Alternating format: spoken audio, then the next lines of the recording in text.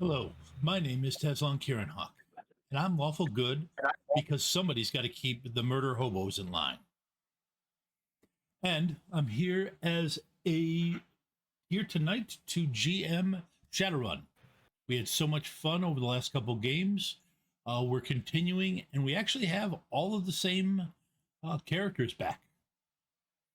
Might as well start out going around the table to give everybody a chance to introduce themselves and plug their own particular things that they're doing. Joe, why don't you start us out? Certainly. My name is Joe, also known as Clockwork Tuba. You can find me on Twitch and YouTube under the same name. I play a lot of cozy games, roguelikes, fun kind of stuff. I'm also here on Shadows of Nox on the Sunday night games of Call of Cthulhu with Tesla as another player.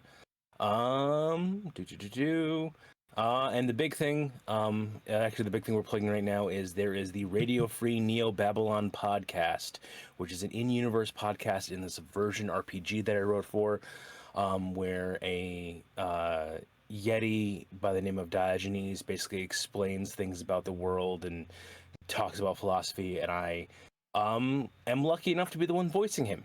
It's very weird. My voice is down-pitched, so I don't recognize it, but I can hear the cadence, and that is a very weird disconnect to hear. But it is kind of awesome, and everyone should check it out on your podcatchers. That was Radio Free Neo Babylon. Be neat. It'd be an interesting chance to get in on something at the beginning. Exactly. Xangpow, why don't you go and introduce yourself? So I'm Xangpow.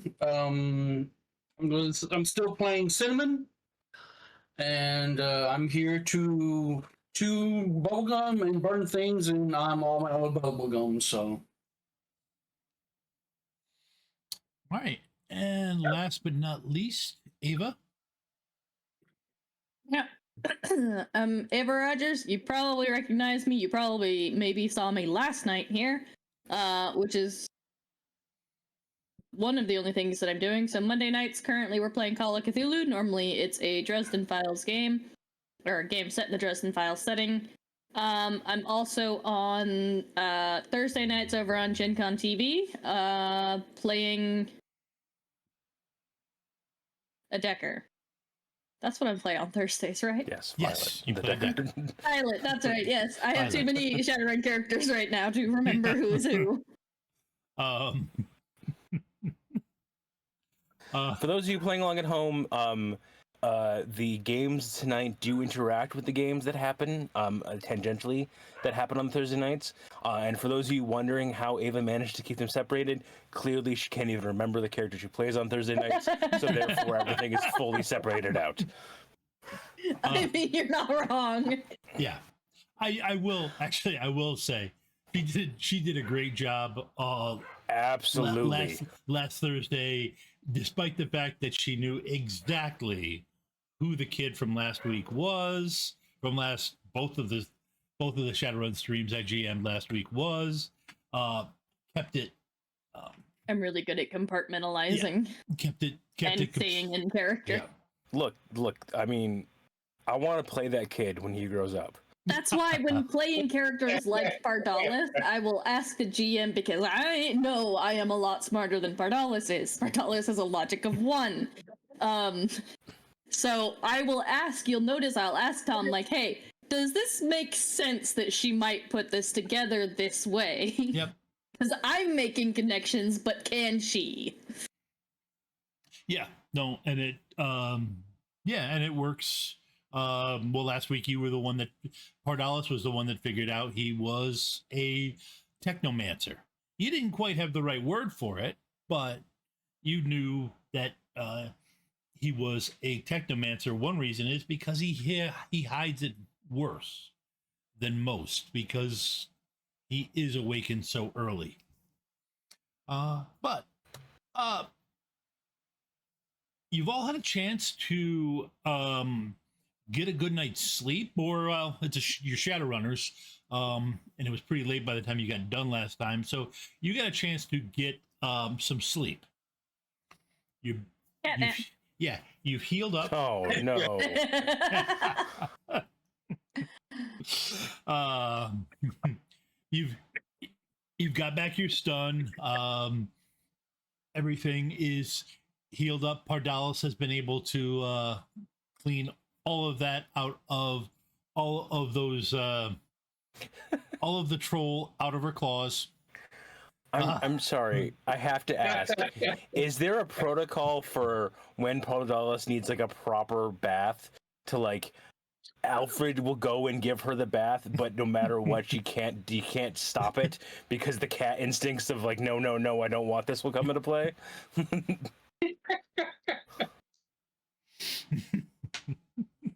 Yes. For those who didn't watch last week, Alfred is what is Alfred? Ava? Alfred is a drone butler. He's the Shiawase by drone man at arms.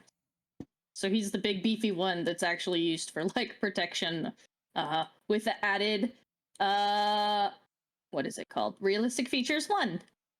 So he looks more like a person, an orc in this case. That apparently people have these two have decided is called Alfred. Well, you didn't have a name for him. I don't talk most of the time.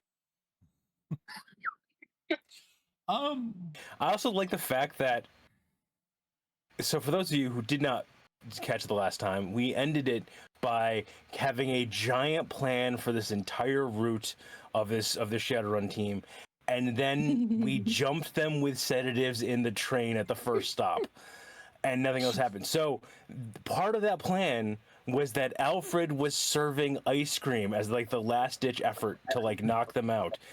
So there is a world, and there was not even a world. The world happened where a very different episode last week is just the camera watching Alfred serve ice cream for an 8-hour shift and then go home.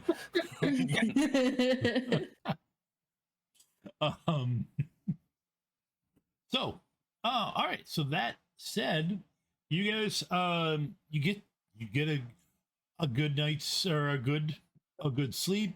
You're feeling better, and when you wake up, there is a blinking light on your comlink, indicating that there is a message for you. Is this coming through my normal fixer? What? Is it coming through my normal fixer? No, it's not. It is coming from Toil. Or it is the same comm code that you used with Toil the previous day. When you That at it with my pawn, it opens the message. Yeah, when you listen to the message, it's simply could the three of you please get together and come to the club? There is a situation in Seattle that I believe requires your expertise. It will be advantageous to both of us, to all parties. I will say one quick thing, just completely out of everything. We are missing one player because Rezin had to step out. But all love Rezin and Jolie. We are not the full team without you. But yes, we will answer and grumble that I don't get to go to my combat biker tickets that I got, but I'm pretty sure that Cinnamon will probably be arriving late because like she'll kind of like half awake, half asleep, and be like, "Message? No message right now, no message," and just kind of put it away and sleeping a little bit longer, and then looking at it later, be like, "Oh damn."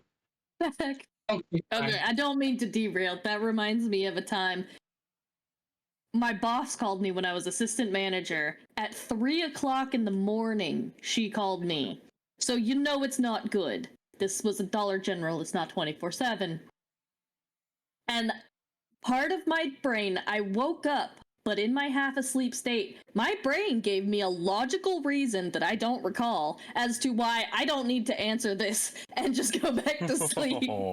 Until she called me again 5 minutes later. I'm like, wait, what the fuck was I thinking?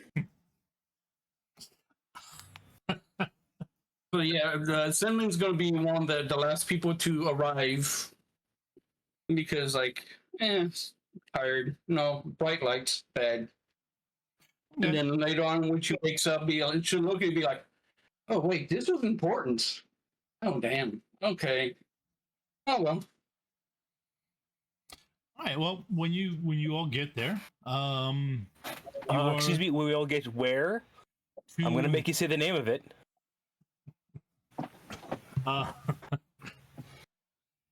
Areola 51. There we go. You all get to the science fiction themed club, where the outfits are skin tight. At least the outfits that are actual outfits and not just silver body paint.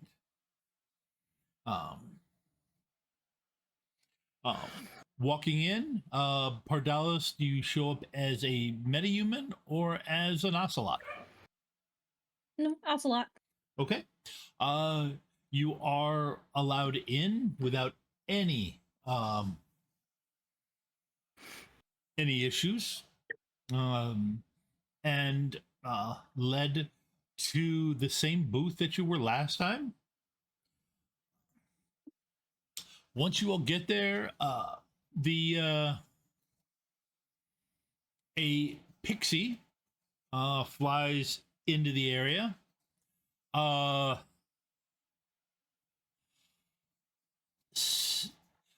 Nods to each of you and then gives Wuzzy a hard look. You look pretty good for somebody that's been doing some heavy lifting. Okay, I assume this is trouble. This is trouble, yes. Thank you. I mean, don't get me wrong. You know, you didn't think you'd be able to summon that thing without it putting ripples all through the place. Now, don't get me wrong. Nobody really has you got passed on the good karma, doing good karma, and you were given a pass on that. None of the locals are annoyed that you pulled off that big summon in the area. Back in my day, magic worked different. But you definitely set off some ripples. There was a child involved and he was in danger. Yep. No, trust me. The boss the boss has no trouble with it. You got the job done. Okay, so I also have one important question. Yes. On the menu, the them is listed as a deconstructed, reconstructed ants on a log. What does that even mean? You're asking trouble this? She's here. She has eaten. I've eaten this place all of once. She's eaten this place, hopefully more than that. You think I'm not asking it as a waitress. Yeah. I'm asking it as a fellow purveyor of the establishment. You know what, honey? Yeah, that's right, Tom. Try to find a way to get mad at me. I know you're trying to. I will find out how. I will find out what that is and get back to you. Might not be right away. Might not be today. Might not be until I have a moment to replay what you originally said and then can think about it some to come up with a proper message. But you will get an answer, darling. I have no idea why I'm giving trouble a southern Louisiana accent, but I am.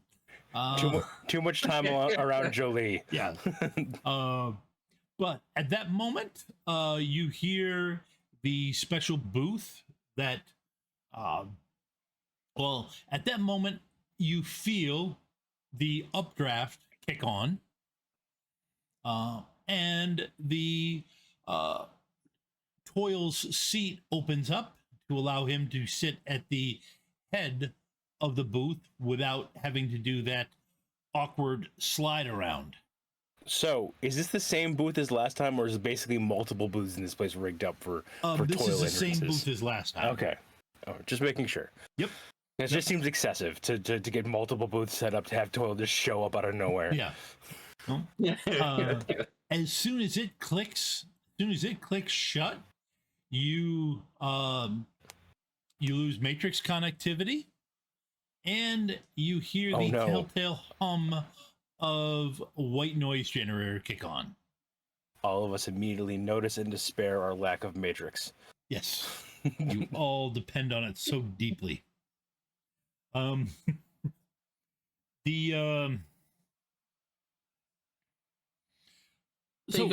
usually use the Matrix just to watch vids. So, like, if I'm disconnected, it just means I can't watch the later episode. So, so you that was quite interesting how you solved the problem yesterday. But again, as I had sent you, the person was quite happy with how you got him out of the situation. Were you aware sending us in that the client was a child? No, I was not. I don't quite understand what's going on here. And Do you have any form of contact with him still? Unfortunately, no. I do not.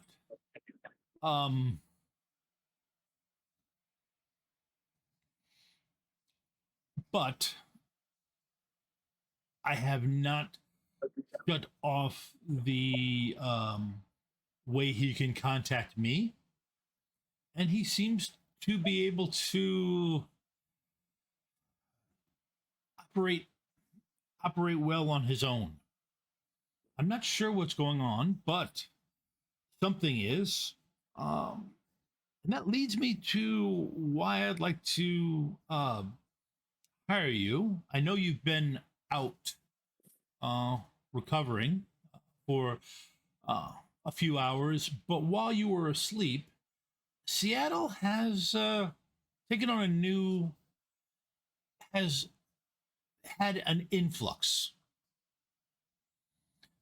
There is quite a bit of corporate operators that have come into this city and are operating and appear to be in search and retrieval mode.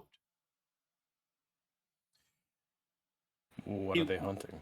It would be logical that they're probably hunting the child. Well, let's just call him your former employer. However, they are not being polite about it, and I think it's time that they get sent a message. Others. Which corp, or is it multiple corps? We're not. That's part of the problem. We're not sure, and at the end of the day, we don't necessarily care. There has been word that some of them have come out of the former Ake, which is now run by Shiawase. Of course, you heard of the Renraku Arcology, which became the Ake, and now it's owned by Shiawase. There are rumors that they came out of there. That's just a Joe. That's just a Joe moment of they did what to the Renraku Arcology? Yes. I feel old. You'll feel really old when I tell you that happened in 4E.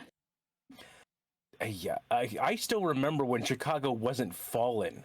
It just was a place with a problem. Capital P problem. Back in my day, magic worked differently, and Chicago people still lived there. I had to look up what happened to Denver. after somebody mentioned it on one of the Shadowrun streams I was watching. Yep. Yeah, Ripping Reality was fun. She's doing good stuff.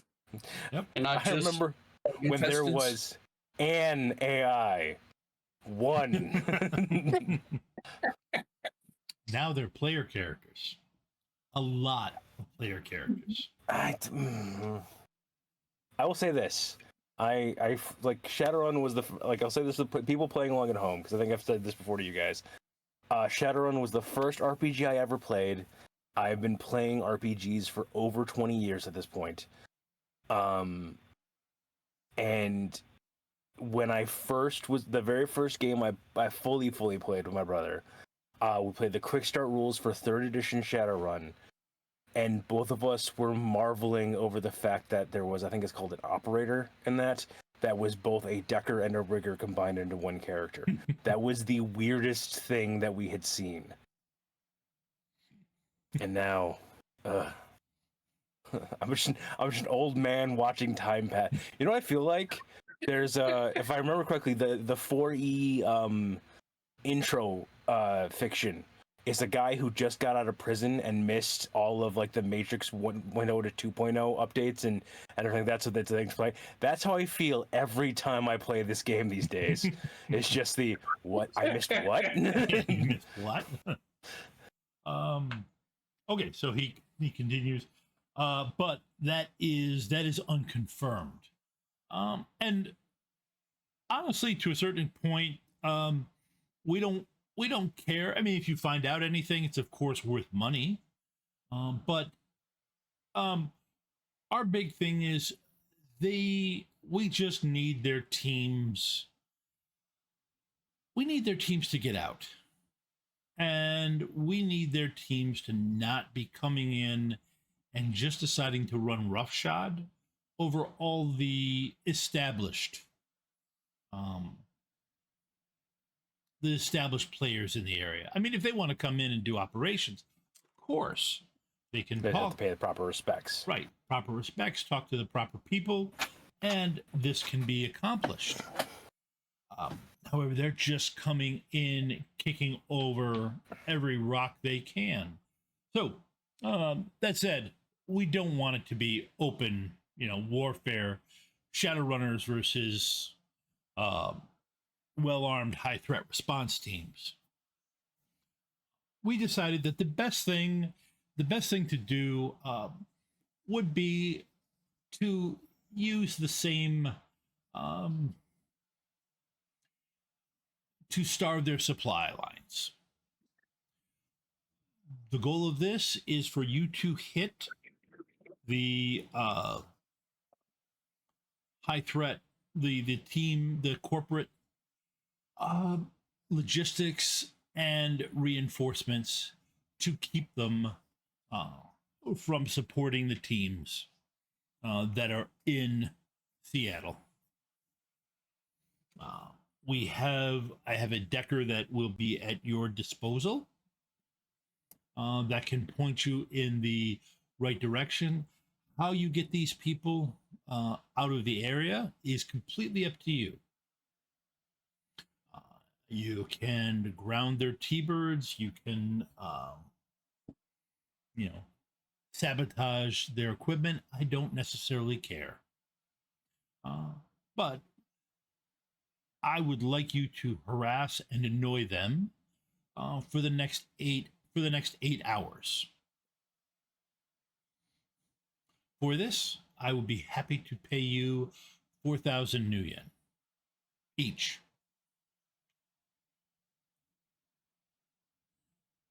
Okay, so what is the talkie skill again? What's the skill to roll to see if we can up that? That would be influence or negotiation if you have it. All right, so I got a pretty hefty charisma, and I have 1 in influence. Does anyone have better than that among our associated table? Now that face is gone. You're not talking, Pardalis. I'm not talking to you.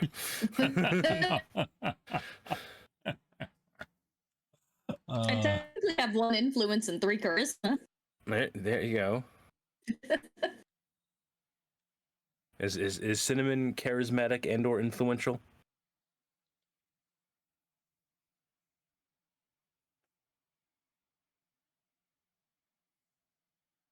You are muted, Xangpow.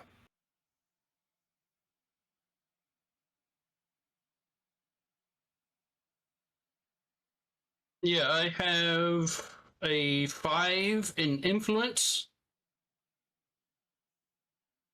I'm not sure. I mean, it's something I can do. It's not really something I strive in doing, but I mean, What's your charisma? it's a pretty good charisma.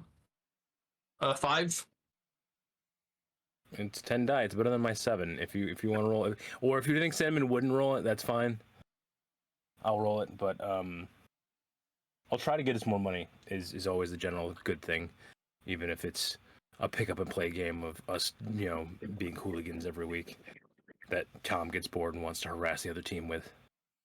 Yeah, because I got bored because fun and I want to spread around, Shadowrun. And But yeah, you can do it. You can make the roll because like Cinnamon is she just likes to burn stuff and get paid for it. 2 hits on my die. okay. Yeah, I didn't think that was going to happen anyway. We're getting paid less now. Let's see.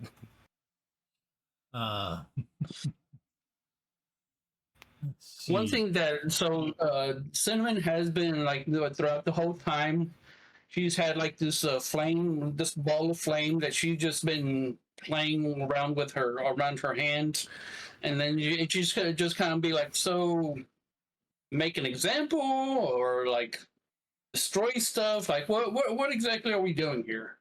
To be perfectly honest, that is completely up to you. I will admit that the more you destroy, the Angrier. yeah, the more you destroy, the more heat you could possibly, especially and no pun intended in your case, the heat you will generate the more you destroy. And you could draw some of those high threat response teams back to defend their own people. But again, I have the money has it. The job is yours, and how you achieve it is up to you. I will say, as Cinnamon is bouncing the fire around, Wuzzy is as far away from Cinnamon in the booth as elfily possible. Yes. Yep. We gotta. I gotta. One of us has to switch out characters. If you want to keep playing Cinnamon, I gotta stop playing the guy who explodes into fire whenever fire's nearby. I will admit I did probably when he described his when he said to his character, "It's okay if I take Pyromaniac," and it's like, yeah, I want to see the look on Joe's face once when you realize that yeah, we can tweak the characters a bit. We'll find a way. Nah, clearly not for today, but Wuzzy might not be long for this world in multiple senses of that phrase.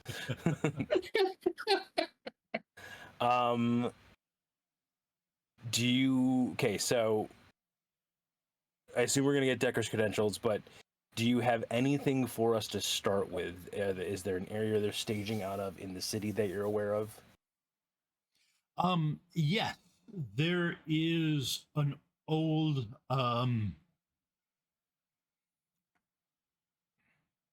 yes, there is a former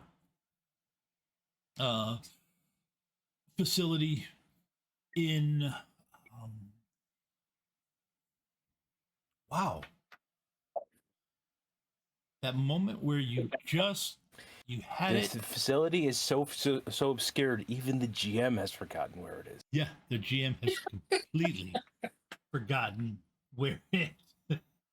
Um, I 20 seconds here. No worries. Okay, which? Nope, not that one. Not that one. There we go.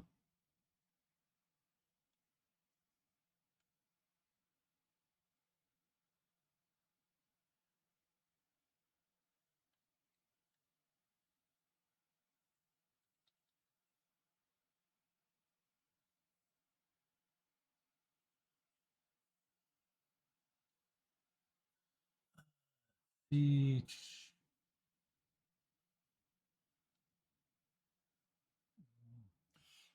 there is a company called Manadyne in South Auburn. It is a former Manadyne facility in South Auburn.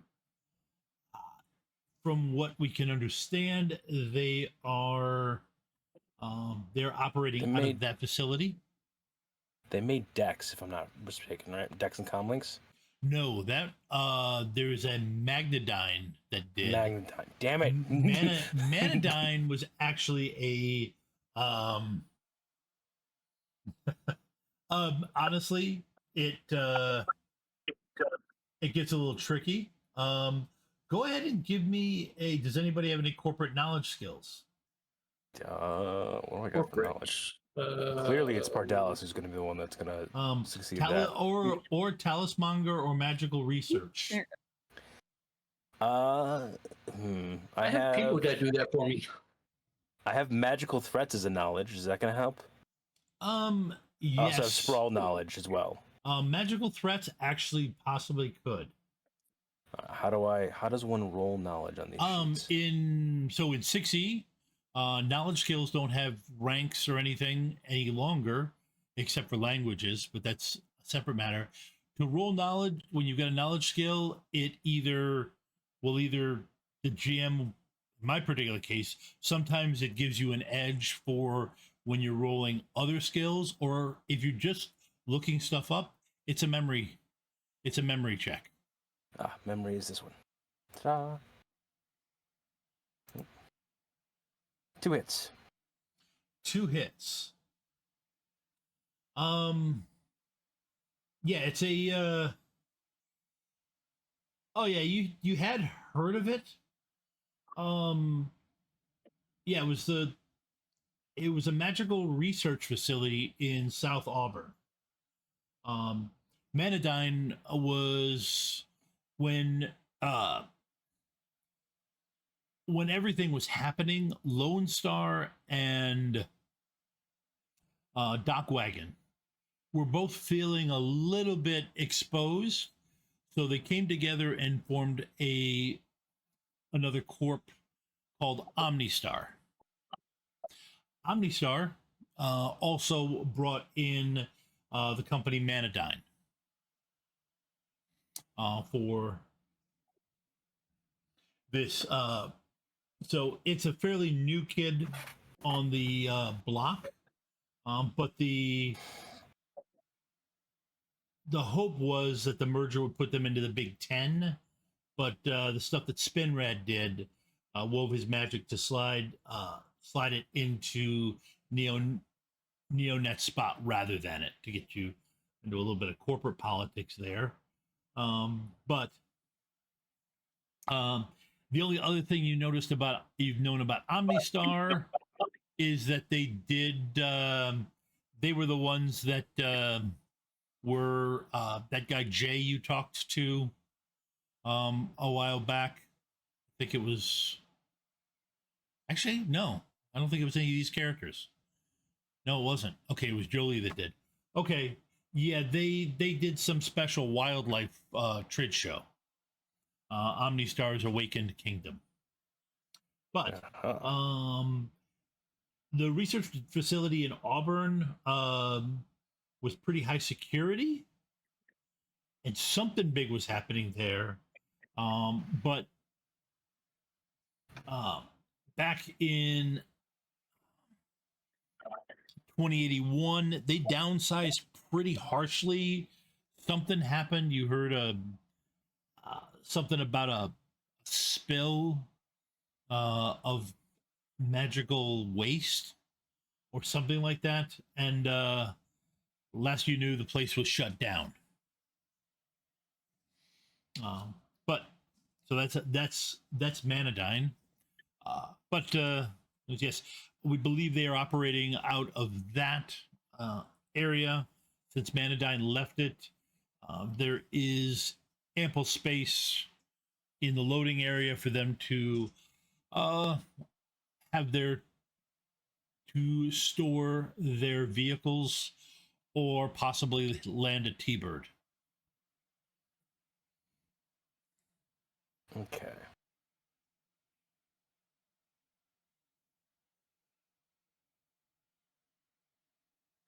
How far away is this? Like from where we're at right now?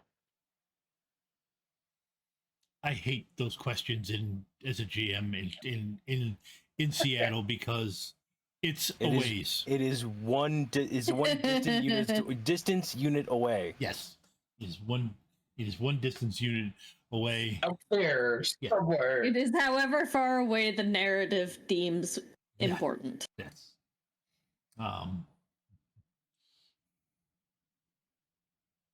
Okay. Then. I assume he's gonna still let One us use the scene van. breakaway. Yeah. Yep. When we travel by map, it's just. Yes. Then. Cinnamon, can you drive, or can Alfred drive?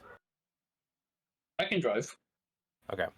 I actually have the Ghost, so like, if y'all want Pauline in the back of the truck, we can do that. Does anyone have any other questions for Toil?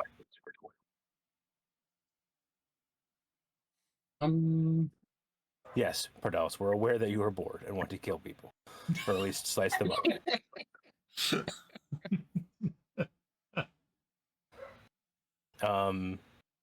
Yeah, Cinnamon, do you have any other questions for Toil? No, I don't think so. Okay, if you can think of things, let us know. We'll accept the job. And just for the sheer fact that this is one shot, we will get into the car and start driving towards the location. But while we are en route, I would like to go astral and see if I can zip down and check it out beforehand. Okay. Not trying to do anything too I'm not trying to walk in and check out people's auras, but I kind of want to get a general recon of the area. Okay. You summon a small. No, full on astral project myself. Yeah, you full on astral project yourself. Yeah, but since your car is moving, you need to have something so that you can find your body again. Gotcha. So generally, a Force One spirit that you'll have a connection to is enough. All right. Then yeah. Do I have to roll for something? No, I wasn't gonna make you roll for that. Just making sure. It's not. I can burn that one free edge I got from making you laugh on a Sunday. Okay. While you guys are driving down there, you zip down to the facility.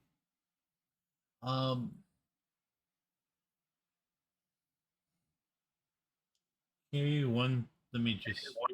I just want to see how terrified we have to be of the nuclear fallout of whatever the mana spill was. Okay. Go ahead and give me an edge roll first. Back in my day when toxic shamans were actually a thing. Edge. Whoop. Submit. One hit.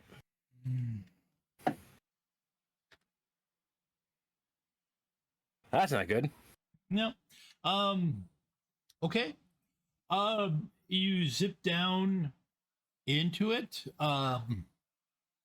There doesn't appear to be anything on the outside of the building.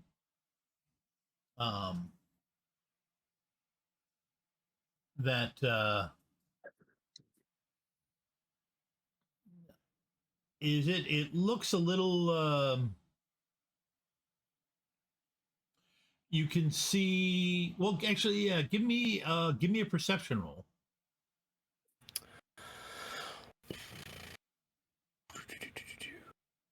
Oh, let's go to my actual skills. How about that? Oh, this is gonna be good. I'm only allowed to get 1 or 2 hits. I'm sorry today. Okay. All right. You looking around. There are it looks effectively like this is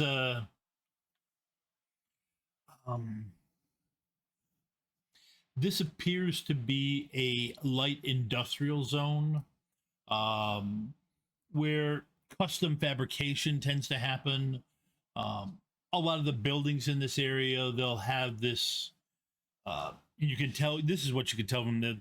They'll have a 1-story, maybe 2-story part in front near the road, and then behind it, it'll be this taller metal skinned building. So flying around it, you don't necessarily see anything. You don't spot any matrix you don't spot any magical security, no roving things, no ward on the outside of the building. And you do spot one person. They appear to be walking towards, well, they're walking from the big giant, dead, matrix block to one of the smaller ones outside of it. And the place is encircled in a 3-meter tall, you're thinking fence. Okay. Based on what you've seen in the past with Matrix stuff. That's what you can see from the outside. Alrighty. Then yeah, I'll snap back to my body and relay that information to everybody. Okay.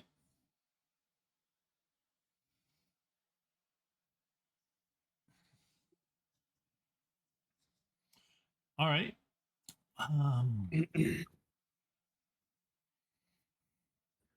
So how do you guys approach the place? Like I said, it's a light industrial zone.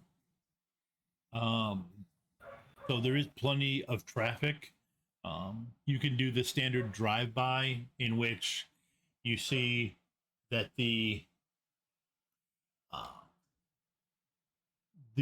building is in South Auburn at the corner of 60th Street East and Summer Taps Highway East.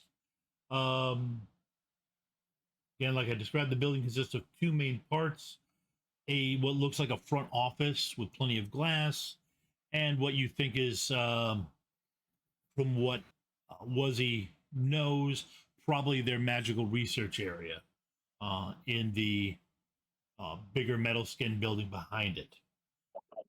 The property is surrounded by a chain link fence, 3 meters tall, and topped by razor wire. Oh, good. Ooh. Always fun. So how are we gonna just walk in there and go pow pow pow? Or are we trying to convince them to get out of here? Subterfuge? Like how are we going to do this? Well, it depends on what skills we all have, and we could talk about that as we've got, oh god, what's a good chain? We got soy burgers, and we're basically just, Well, there's a taco temple nearby. There you go. Okay, not Taco Temple.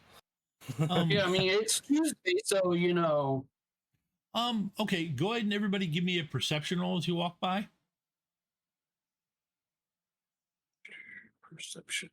That's going to be 1 hit or 2 hits. 3 hits. Hey, 3 hits. Moving up in the Okay. world.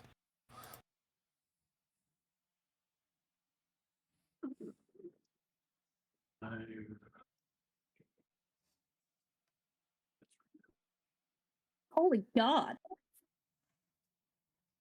Yeah, nope, that's 6 successes Okay. on 9 dice. Okay. You really don't want the Taco Temple. Yeah. Nothing to do with as technology.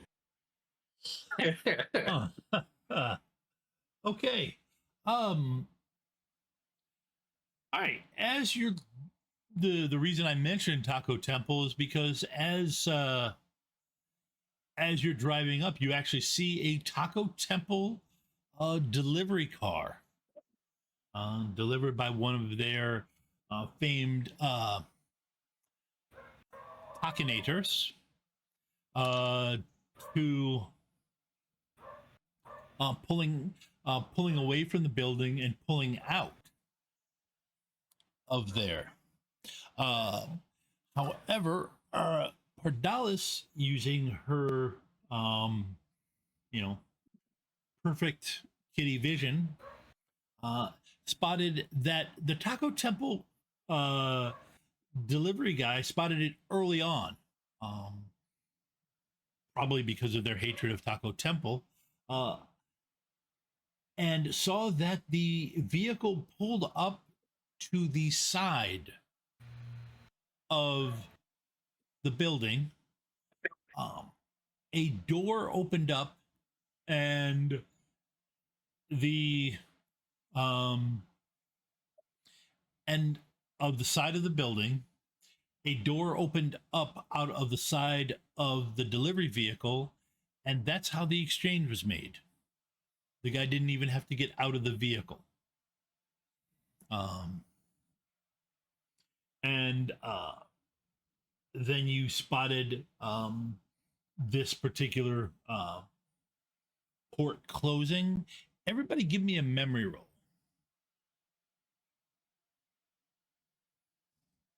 Memory.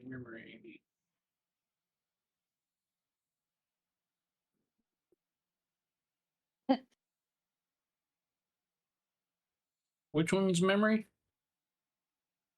Yeah. Memory is logic plus intuition. Thank you. I can remember lift carry. Wow. What is with my dice rolls? My dice are on fire. It's gonna be like last night, where it's either really good or really bad. I just gotta wait for the first glitch. Yep. God, Okay. my luck last night was so stupid. It was swinging from 90s to a 1 Which is bad in Cthulhu. in Call of Cthulhu. Um, Rolling 98 on an intelligence check when I have an intelligence of 90 is stupid. I'm not bitter. Stupid, roll 20. Yeah. Okay. So, well, Wuzzy, you remember this. Whether or not Pardalis was, it's kind of up to Ava, because I'm not sure how much she'd pay attention to it. And once it's mentioned, it's vaguely familiar to Cinnamon.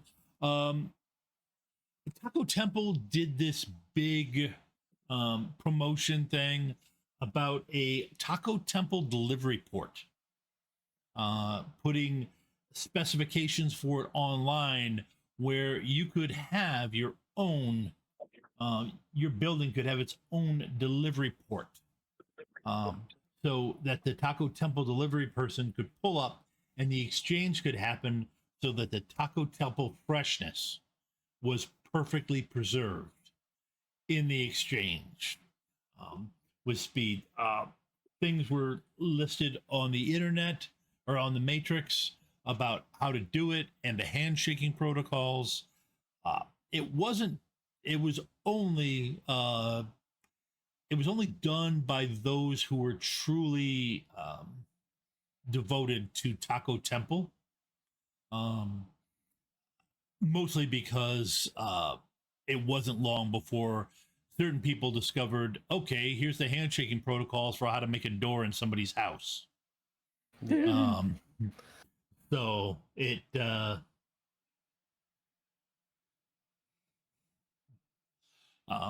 but this place appears to have one.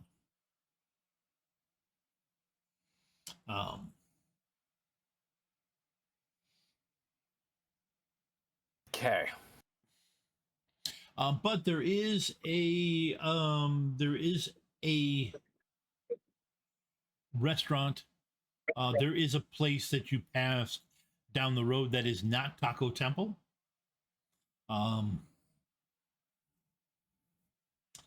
It appears, as I pull up the fantasy name generator.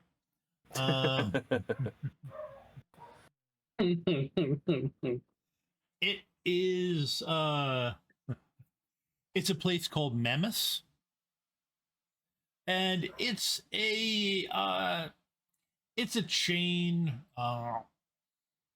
tends to be a wage slave level chain, middle lifestyle chain of casual eateries. So it's called Mammoths? Mammoths, yes. Okay. Is it like tacky Ice Age themed with like Flintstone ribs and Yes, there are. Yes, they put forth, mammoth ribs, and they lean into the whole Ice Age thing because nobody else does. So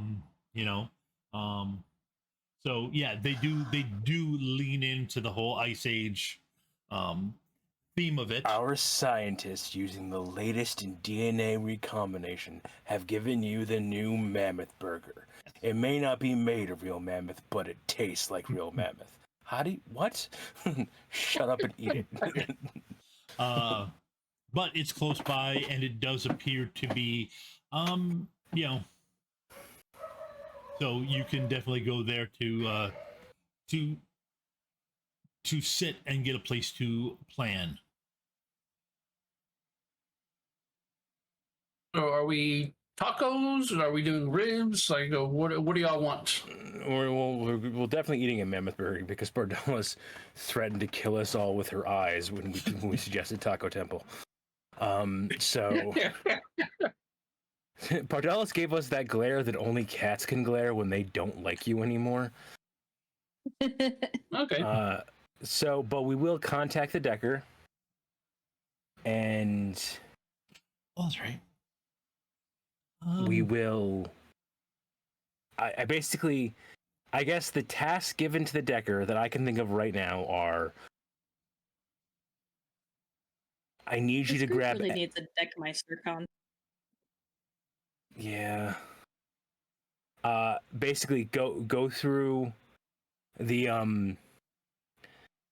go through any cameras you can grab footage of for the past day or so, and kind of see like what they've brought in, how regular their shipments are, that kind of stuff.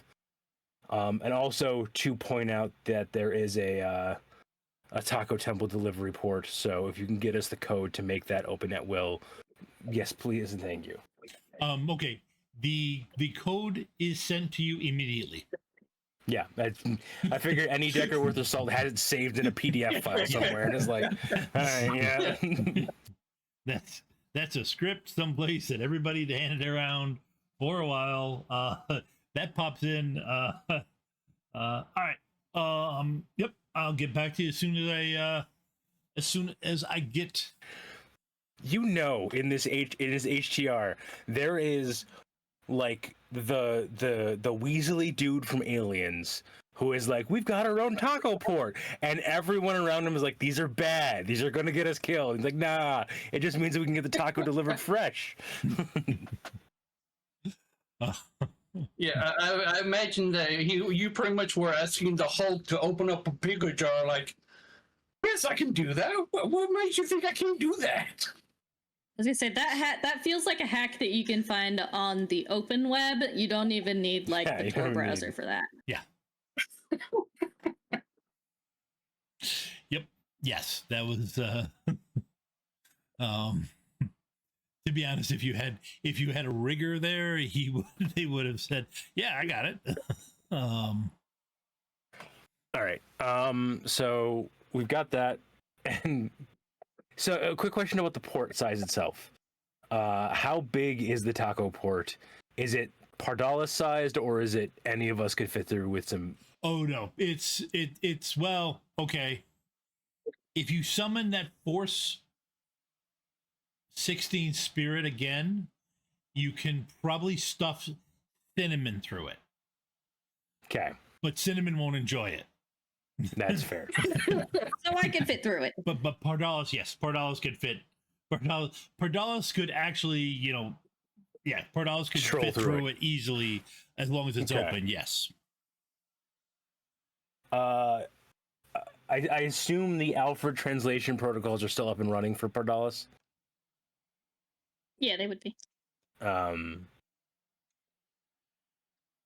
How combat capable is Alfred, or how willing to put into combat is Alfred, or do you are you willing to let us throw him into battle, or is he going to sit this one out, kind of situation?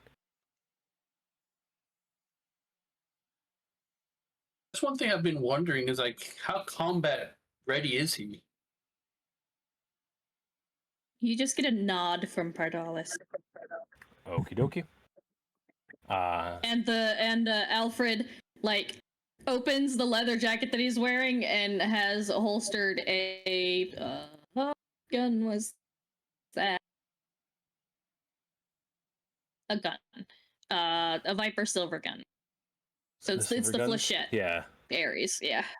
So I'm gonna ask a question, and it's gonna make me sad. What number is the Predator up to now? 6. What was that? 6. It's the same as it's kept the same as the Edition. Okay. Edition. Yep. Oh, Yes, God. edition. I'm so old. Withering away. I mean, like I play the old Genesis Shadowrun game, where like you get just the Ares Predator, and like you have a little Gator Shaman token that takes up one of your inventory slots if you choose magic. All right. Okay. So while the Decker's basically Decker's looking for targets of opportunity for us, essentially. Yep. And so I'll turn to the other two, and I'll be like, how big do we want to do this? Or do we just want to go in blazing and just wreck shop? Do we want to try to be stealthy? Wuzzy has no connections to anywhere. Wuzzy has the border hopper quality, so Wuzzy can go wherever the hell Wuzzy needs to go. Do other people need to stay in Seattle? Or we, like, can they lie low? Like, basically just asking in general, like, what are people's generally preferred method of doing the thing? I mean, that's kind of what I do is, I mean, I'm stationed here in Seattle, but like I go off big and then I hide. I mean, I guess you'd say that's my MO is to blow up big and then hide away. So I'm picturing That's the what camera like panning to Pardalis, and then we get like a flashback of her handler back in Metropole before they sent her to Seattle, going, "All right, you need to keep a low profile. As technology has your number, just don't make any loud noise." And then you, after you ask this question, and then back to the present, and Pardalis just nods. I feel like everything Cinnamon's saying. Oh, God. This is why they sent her away and didn't just have her lay low in Metropole. All righty. Because at least as technology isn't looking for her in Seattle yet. yet. until this footage gets That was one released. thing I was wondering is like, do we make the big explosion outside and go in, or do we sneak inside and blow up inside? And So after this conversation, I'm just going to calmly type out another request to the Decker of, I need you to make sure that there is a scrub out on this general area of anything you can, like any footage that gets recorded, just to make it go away if you can, as much as you can. Okay. So this is the Joe to Tom and Ava and basically people who know this world, because back in my day magic worked different. How big a spirit can I summon without setting off alarms? It would be what's the soft cap here? Generally, what's your magic? I think you got a Magic is 6. Yeah, generally, well, depending on where you are and how much Overwatch you have, 2 is definitely safe. When you get up into 3 and 4, if you're not careful, you could get picked up on. Definitely anything beyond that. Okay. You kind of last time you guys had anything that's actually useful will have potential to get you noticed. Yeah, but you know, you got away with the big one last time because essentially, yeah, you were on your mentor spirit helped because you were doing what you're supposed to do. You know, it was one of those things where, you know, you were following what, you know, you were following your heart. So you got away with blasting that. And, you know, spirits like to hurt things too sometimes. Fair. Okay. Oh,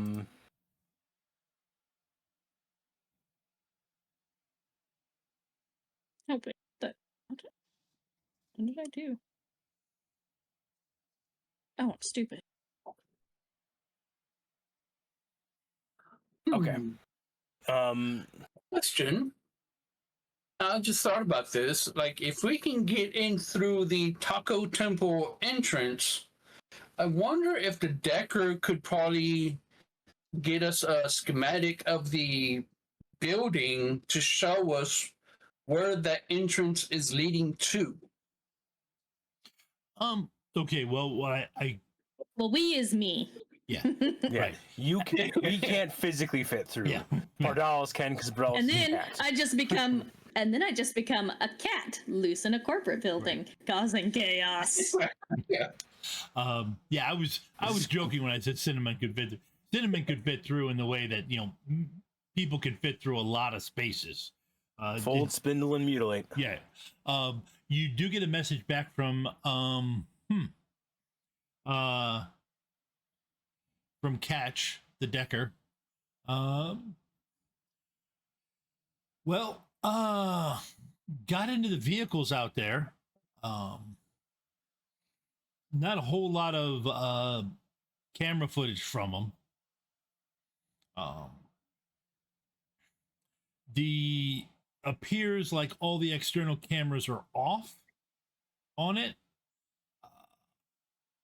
I think it's tricky because that place is a big dead matrix zone. That place is That place is a Faraday. That main building's a Faraday cage. Which Makes helps. sense when you consider that the kid was a technomancer. Yep. Okay. Granted, Pardalis doesn't know what the fuck a Faraday cage even is. So. Right. She just hears dark and goes, I can see through that.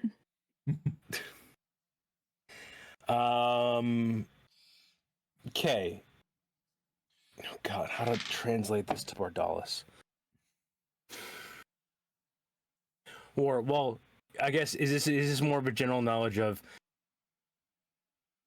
is Alfred like Bluetooth to Bardalis's comlink in the sense of even in a Matrix dead zone we can still give commands to it, or as soon as we enter that the Matrix dead zone, Alfred's offline? Alfred would pretty much be okay in a Matrix Dead Zone because all of his software, all of his programs are loaded directly onto him. He's not on like an RCC or anything. Gotcha.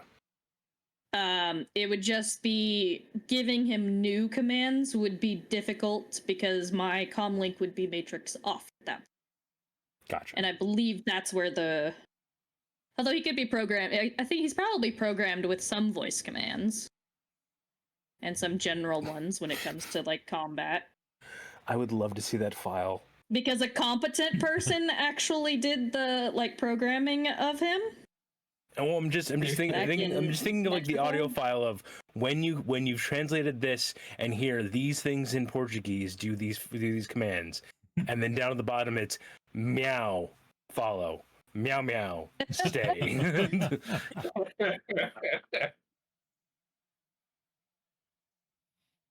Now that's why she's got like some tactile ones too. Like when she butts its hand, it's take off or put on my harness. Gotcha. For want of a better word. Okie dokie. All right.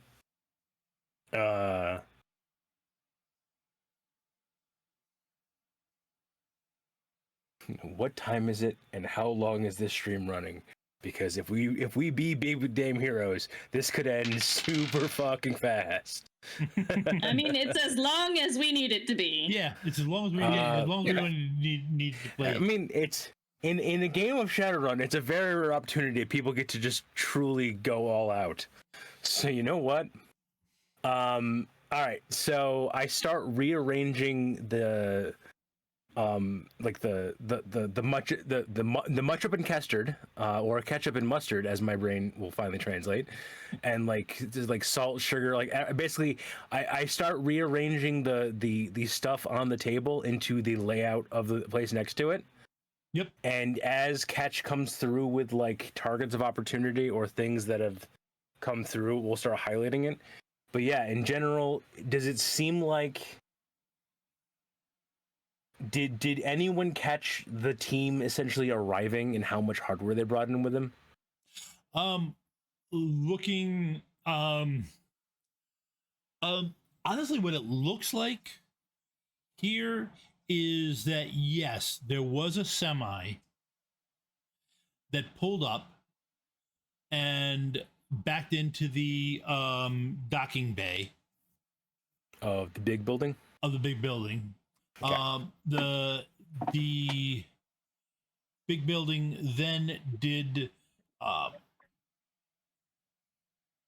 then all the other little cars that are there, the smaller vehicles, you know, the bulldog sized vans, they pulled up. I mean, it is smaller than a semi. Just because every vehicle is 16 times the size of $4. I was thinking the same thing.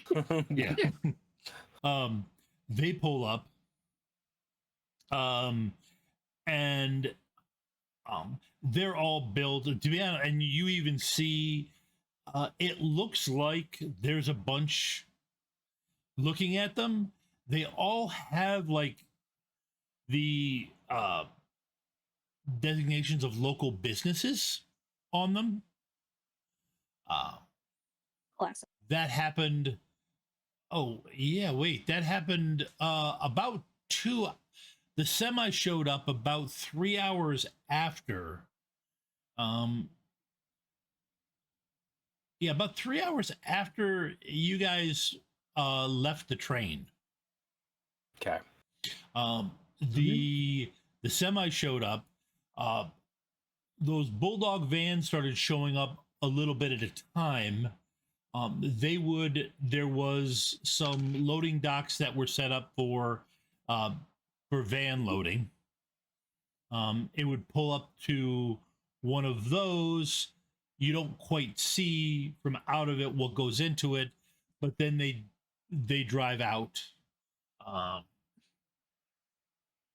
And to be honest, you don't see too many people from what little Catch is able to get cameras on the place, and eventually he does send you a feed. It looks like there's a fairly steady supply, or every once in a while. Well, actually, yeah, it happens once while you're there. You can see watching the feed. One of the vans just turns on, backs up to the dock. He does zoom in on the windshield, and nobody's driving it, so it looks like the dog brain, or possibly a rigger. You don't know. Is controlling it. It sits there a while, about the time it would take to load a van up with stuff, and then it drives out, and it actually has a metahuman driver sitting in the driver's seat. If that got if Catch caught that on camera, we'll take a still of the driver as well as the time frames, and I'll start packaging that into a file to send back to Toil as part of the pay data, because we know where, basically, if you know which corporation has a base that can release that semi within 3 hours of us, then you can basically start narrowing it down to who's who there. Okay. Every little bit helps. And we'll try to get us some more new in. So toss that all in. It basically seems, though, from everything we're seeing, everything is centered around that bigger building. Like, the outbuildings have the occasional people going to them, but nothing's like... Yeah. The major operation is coming from that. Right. I mean, he did have a fly spy go by looking in the windows of the office area, but there doesn't seem to be much. There doesn't seem to be anything happening in there. He does manage to get one person's comlink who wanders in there, and it looks like that person was just going in there to call his girlfriend. Gotcha. Based on the information they intercepted, he was able to intercept from the Metalink, and it was a Metalink, so it wasn't, if it's a girlfriend, if it's a paramour, it's not somebody important enough that they actually use an expensive comlink on. Oh, you got your side piece burner out. All right. Okie dokie. So yeah, it looks like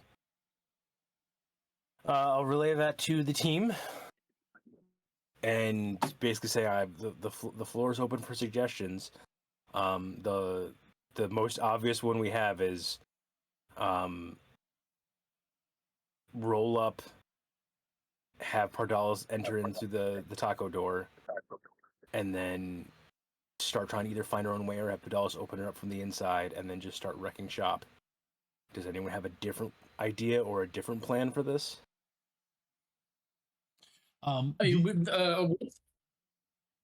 I was thinking was that we could probably go to the dock and open up and start, tear down one of the doors and just kind of enter through there and cause chaos in there. Well, one detail just to do is that the office area and the 3 foot, the 3 meter tall gate protects the back area where the docks are. However, the front office area is accessible without going through that gate, and that area is also where the Taco Temple door is. So the Taco Temple door can be accessed without getting past the 3 meter tall fence. But Gotcha. the loading docks cannot. Otherwise, the easy access for Taco Temple would be wasted. Right. They'd have to be buzzed in like everybody else. Right. And it wouldn't be as fast. Well, it also would register the fact that, you know, somebody got buzzed in and they'd have to explain it.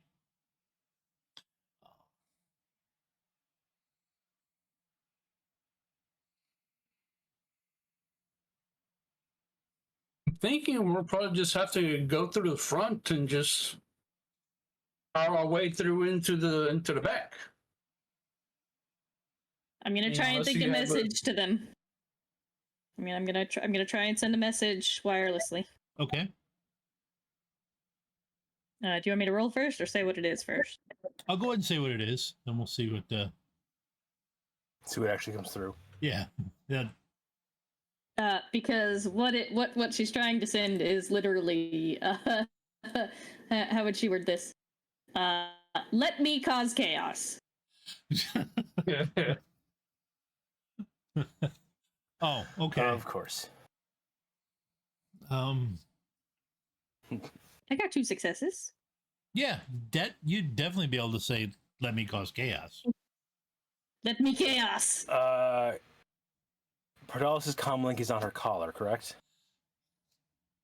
No, it's in the jacket pocket of the jacket that Alfred's wearing. Okay. She's got a trode patch that's hidden by her collar. Okay. So does that mean if we need... So I'm basically trying to think of how we need to get a comlink close enough to the door, right, to make it pop open? Yeah, that's it. Okay. Yeah, actually, yeah, you probably, it's according to the information catch, that's the one security thing they did, is that whatever is in there won't pick it up unless you're pretty close, because it's supposed to be a Taco Temple delivery vehicle. Yeah.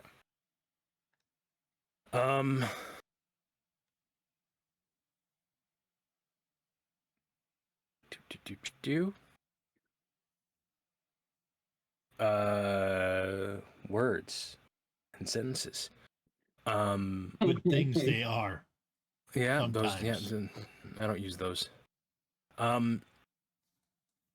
How big is a comlink compared to, or at least how big is Pardalis' comlink compared to Pardalis?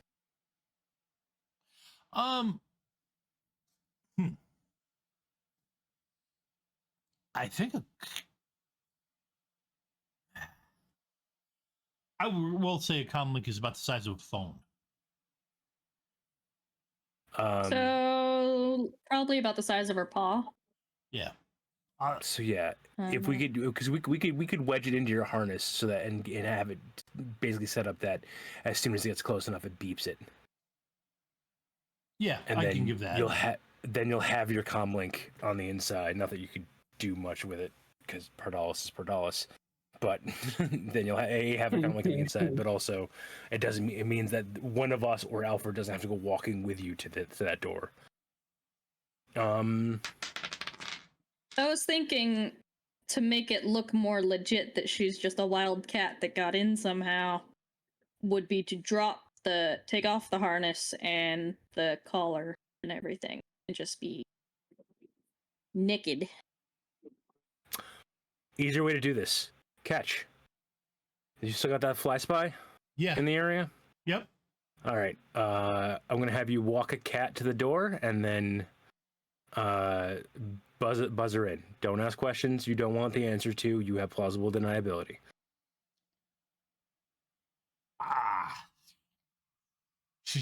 The cat's not going to eat the fly spy. I've had that happen before.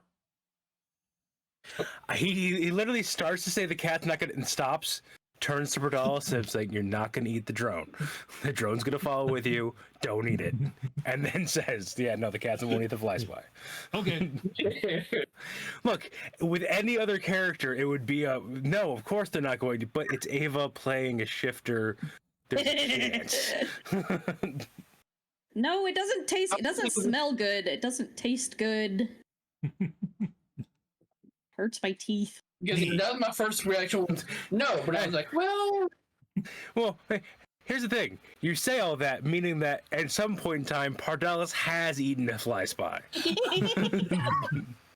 I so imagine she has, yes. It never crossed my mind until now, but yes. So like, won't really eat it, but will play with it, and then next thing you know, it's broken. So Yeah. All right. So essentially, we're gonna give you 30 minutes. Speaking of cat, your cat just goes jumping into the background, Ava. Speaking of the cats, we're gonna give you 30 minutes or until an explosion happens, and then we're gonna go in the front door. I know 30 minutes means pretty much jack shit to you, Pardalis, but just knowing that eventually we'll come running, or not running, but eventually we're going to assault the front door. That means jack shit to you. Pardalis is going to attempt to send a message that says, "I'm not stupid." Please fail this. In the depths of my soul, please fail this. Oh, no, I got 3 successes. And the meanest glare a cat has ever glared. Well, yes, but I was like, okay, do you know? Are you going to be counting in your head? You won't have anything that will give you a time frame for that. Like, you have 0 cyberware to count down for you. You won't have any of your Trode patch or anything like that. You literally have no way of knowing exactly when 30 minutes is going to be.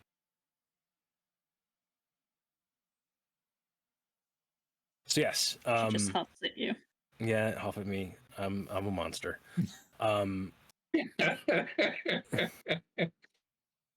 Anyone else have something better or something different to go along with this plan? No, I think this is pretty much the best plan we have. So And- That's what concerns me. Well, I mean, it also has the advantage that you didn't spend. You know, you didn't spend 3 hours. I mean, last time you spent a lot of time planning stuff and then kicked in the door. Yeah, true. Now we're just kicking in the door. Now you've made a plan. Now we're just playing to our strengths. Yeah. Now you made a plan. on how Wuzzy to is take learning what this group decides is a plan is, fuck it, let's just do this. Yeah. So, you know what? Fuck it, we'll do it live. All right. so I last time we had limitations, so we had to make sure to work within those limitations. This time it's just like, well, if you want to blow up the place, you can blow up the place. We're like, yeah, we can do that. What is the best? Oh shit. Yeah, that would help, wouldn't it? It'd be real. Oh, this is gonna be bad. Okay.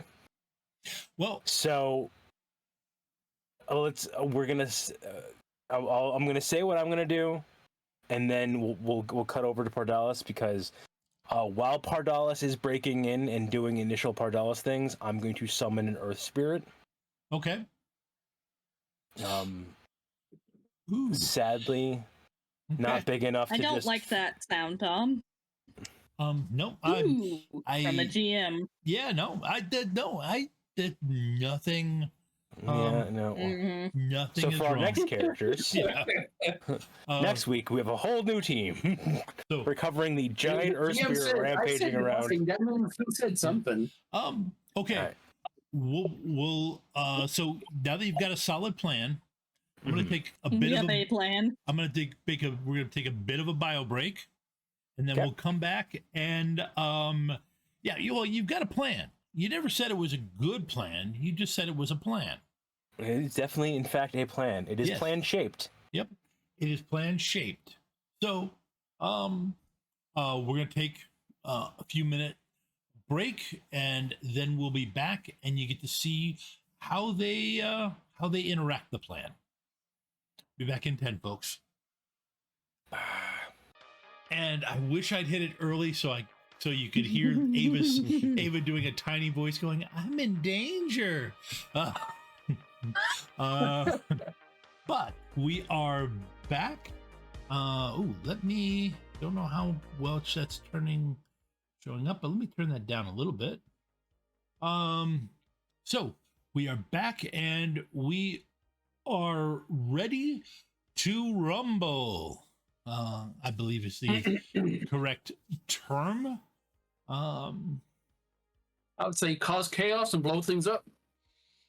Well, that's what you guys are doing.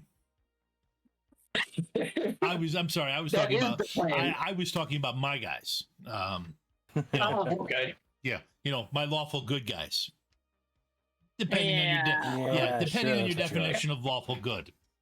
I think you're closer to lawful evil.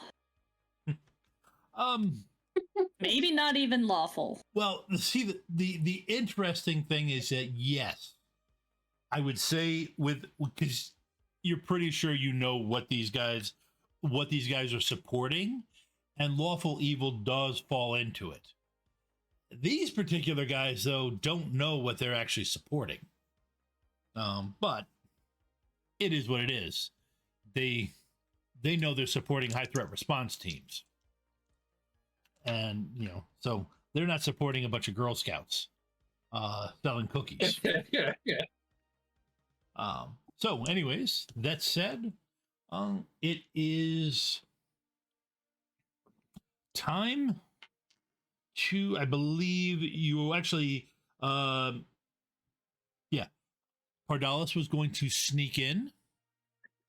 Yes, and while Pardalis is sneaking in, I'm summoning a spirit. Yes, and Wuzzy was going to summon a spirit. And I'm going to just randomly roll dice, just for reasons. Just for reasons, yes. Okay.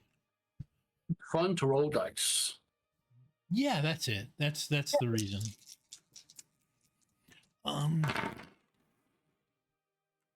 Oh, thank you, Isabeth, for the Blades in the Dark dice. They're rolling very nice for me today. Oh, so I can blame her for tonight.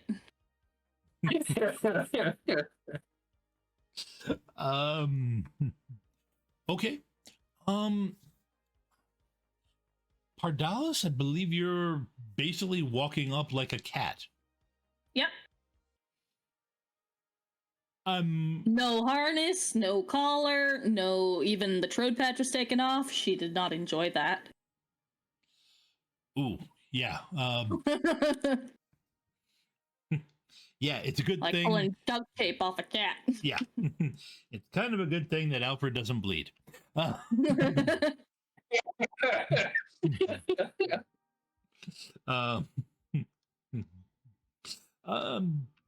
Okay. I don't really see the need to make you roll con to be a cat. To be a cat. One of the advantages of being shifter, you are a cat. You just can change into a metahuman. Yep. Which I'm not sure you have yet. Did last session. Not tonight. Session. Yeah. I did last session. There was a few things that she needed to say that were complicated. Ah, okay. All right. Let's see. Actually, I do have to have Catch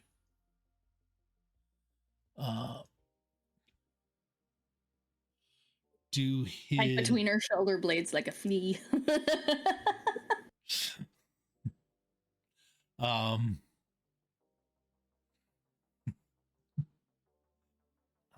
see.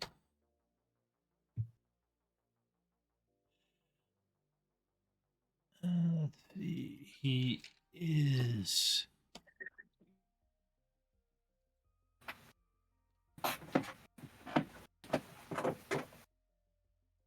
Okay, let's just see how he handles. Oh, okay. He manages to handle the ride, doing a ride along on a cat without an issue.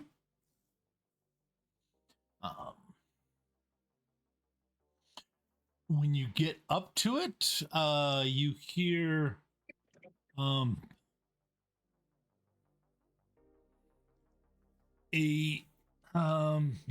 actually, when you get close, you guys are watching.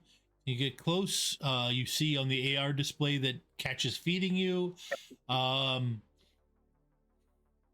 Pulls up this, flashing red on the screen, deploying Taco Temple script in 3, bright red, 2, 1.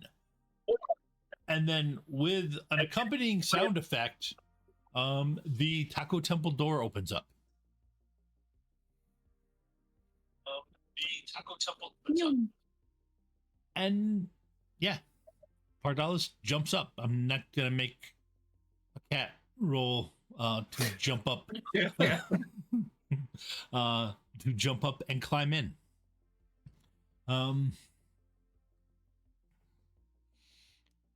You climb in. You see the again, instead of a red flashing light, now it's a white flashing light. Closing Taco Temple door in 3, 2. Make sure my tail's 1. stuck. I'd like to think this isn't added by Catch It All. This is just standard Taco Temple software, and like the drivers have to see this every single time. That is why you get a select sound filter. just some poor, and that is some just poor pre-programmed in for you. Just staring dead eyes, just flashing 3, 2, 1. Calculating how many more deliveries they could do if they didn't have the 3-second wait every time. Yep. At which point the doors close and the door opens up to the inside. Oh, speaking of which, just one last thing before we get off this tangent and get back to serious business. You know full well that they have to be in the perfect spot for the Taco Temple door to open up. If they are a little bit too far back or a little bit too far forward. So like the majority of the delivery is the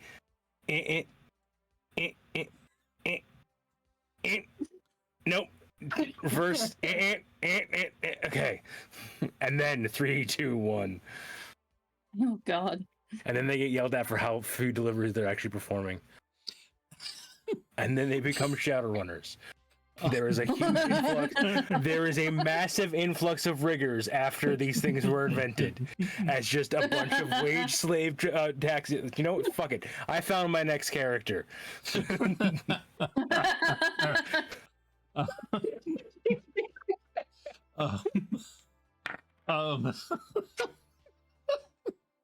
See, I have this in my mind because this used to be something that we would watch at the lake, and there are people that know how to handle, know how to hitch up trailers, and know how to put boats on trailers. Mm. And I am one of those people. I'm also one of those people that bets on the other people how many times they're going to have to inch forward, inch back, inch forward, and to just how mad the guy's wife is going to get at him while this is going on.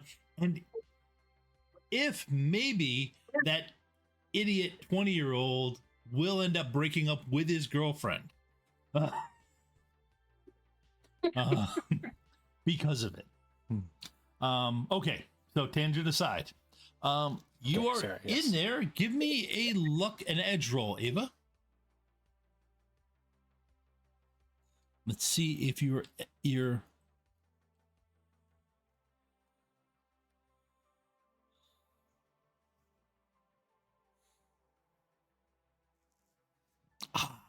Not a glitch, but it was 0. It's only 1-1, and she does not have bad luck, so those 2 2s don't count. Is it the luck roll or the edge roll? Or is it the same roll? It's the same roll, yeah. The same thing. Yeah. It's just we were playing Call of Cthulhu last night. Yeah. Ah, gotcha. Oh, that's right. Yeah. Oh, and thank you for finding that reference, by the way. Yeah, I think I said it in there, but like, okay. All right. So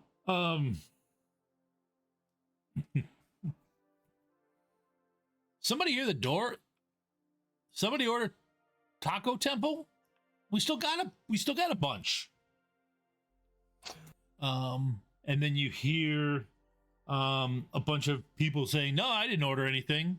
At this point, like none of them are in like sight range of it. Mm-hmm. So what does Perdalis do? Let's see. I want to wreak havoc. I just remembered that Pardalis's synth skin actual clothing or was also her collar. Okay, never mind. She's Just gonna continue. like lift her nose and sniff at the air and follow the smell of the Taco Temple. Okay. That's easy. Are you trying to sneak through? No, Oh, okay. You're just a cat walking. she's just a cat. Okay. I Yep. mean, a big cat Yeah. as far as like house cats are concerned. Cat looking for food. What are you gonna do? Oh wow, yeah, no, she's a big cat. She's a 22-pound cat. Yeah. Okay.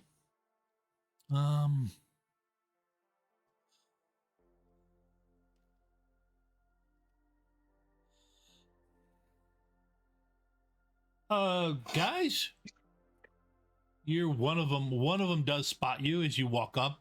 They're not stopping you. So when you get to the table, what do you do? But you know, Going to jump up onto the table like a cat does, not caring about anything in her way. okay. So you just gonna do the bowling for tacos? And just jump up there and knocking everything loose? Yeah. Yep. Okay, give me an athletics roll. To see how how many things you can swat while thinking he did. And as you're jumping up, Only 4. yep, as you jump up there, you hear, "Hey guys, who brought the cat?" And then you, "Hey, that's our food!" And somebody's trying to catch you. Do I swipe at them or do I just run? I could do some damage. And I'm just a cat. But Mary, you're just a cat. Yeah. You don't really know. Oh, I found it. I was looking for this last night. This is my decision-making poker chip. Oh no. It was literally in plain sight, too. Okay, let's see. Dragon for swiping, pro for running. Only because the dragon is red and that means blood.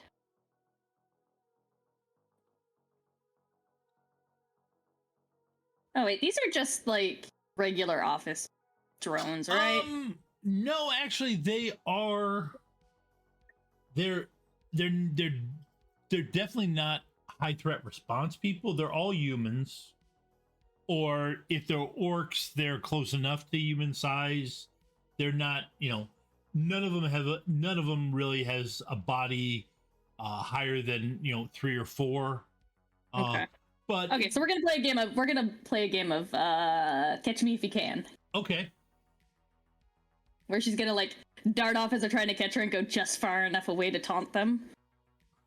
But you have to run away with one of the tacos in your mouth so they have a reason why they're trying to catch you.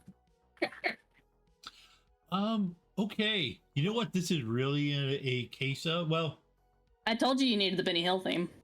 that's a fair point. Yeah, okay. I really didn't pick up on what you were laying down. I knew exactly what Pardalis would do when she got in Yeah. here. She's gonna be a cat.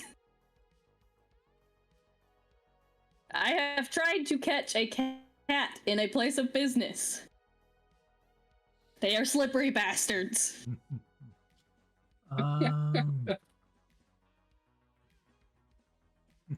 Add that with the intellect of a person. I mean, the intellect of like a toddler, but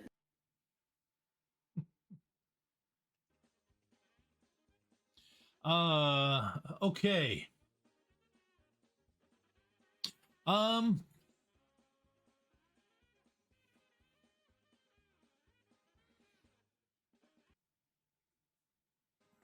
Hang on one second. I am.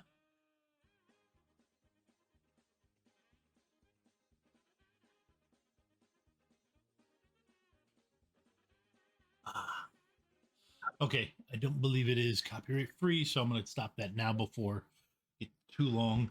All right, so so go ahead and give me. I would say this is probably a. Actually, how long do you keep them going? Is a good question. Well, there wasn't really much planned besides go in and cause chaos and. Okay. All right. So you. So she'll basically keep it up until she gets bored.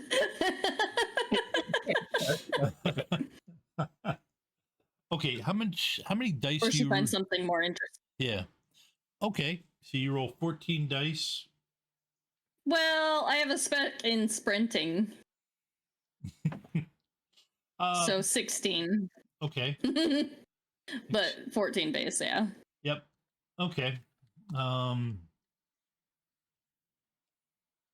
So that we'll say 5 by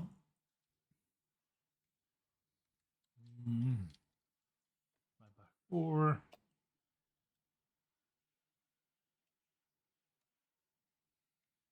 So, okay. So that means that if you buy hits,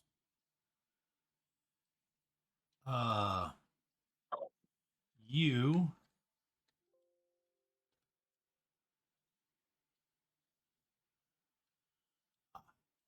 sorry, checking 0. There we go. Okay, if you buy hits with 16 dice, on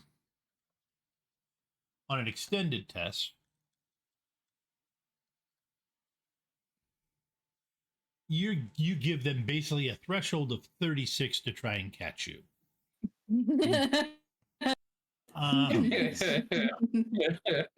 So she does it basically until she gets bored, or this I don't know how they changed the Matrix in 6E. I know they did it so that there's more hardware involved now.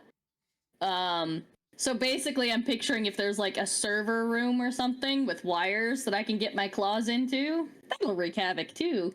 Okay. Or the 6E equivalent. Yep, there does seem to be it's in a glass all right, I'll give you that. Okay. Go ahead and give me a taunting roll. You're basically trying to get them to smash open the glass that appears to surround this particular matrix node in the center of the place. What role do you want that to be? It's I would say probably with what you're doing, it would be athletics plus charisma. Gross. Why do you hate me? Yeah. Okay. We'll see how this goes. Yep. No, it's just. I need to see if I've missed. For the record, I never hate my players. I got 2. You got 2? You just delight in our suffering. On 5 dice, yes. Okay, I will agree with the delight of the suffering part.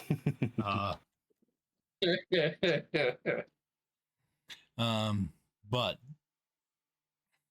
yeah, you do let them corner you on this glass, and then the sec team leader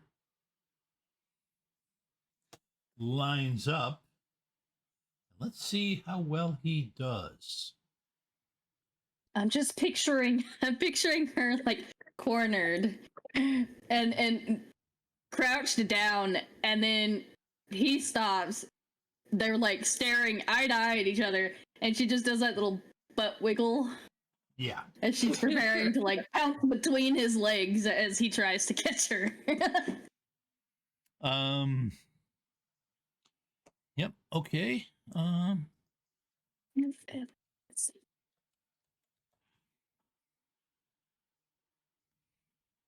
All right. Just had to give this guy a. And he, Wow. unless you want to use edge or something like that, he does manage to grab you. He's not hurting Excuse you. you, that What was that? that 5 dice wasn't to not get caught. Right. Oh yeah. No, he does. Yeah. He does smash the glass. But he does manage to well, I grab can you. get out. Yeah. That's fine. Now the claws come out. I have picked up cats that did not want to be picked up. The claws come out. No, nothing wrong with what you're doing. I'm just realizing 30 minutes was way too long to give you. Yeah. Before we came in. Yeah. She's been thinking about all the things I can do in 30 minutes. I figured there would be at least some recon before shenanigans, but no immediate taco shenanigans. She did say let me cause chaos. Well, yes. She also said I'm not stupid. I trusted her in all of her words, not just the ones you wanted me to trust her at. You do Well, hear I mean, Your fault. you do, Chaos, this is what I was expecting, you know? yeah, you do hear him go, oh crap. Okay, I got it. Come on, somebody, it must have who let this thing in, as he's got, you basically you at, by the scruff of the neck at arm's length. Do you do that? Because trust me, I've had to go to the emergency room after a feral cat And she's a 22-pound feral cat. Right, yeah, spun its head around and clamped onto my hand. Oh yes, let's do. Okay. Go ahead. Let's see. My close combat is going to be painful for this guy, I'm sure.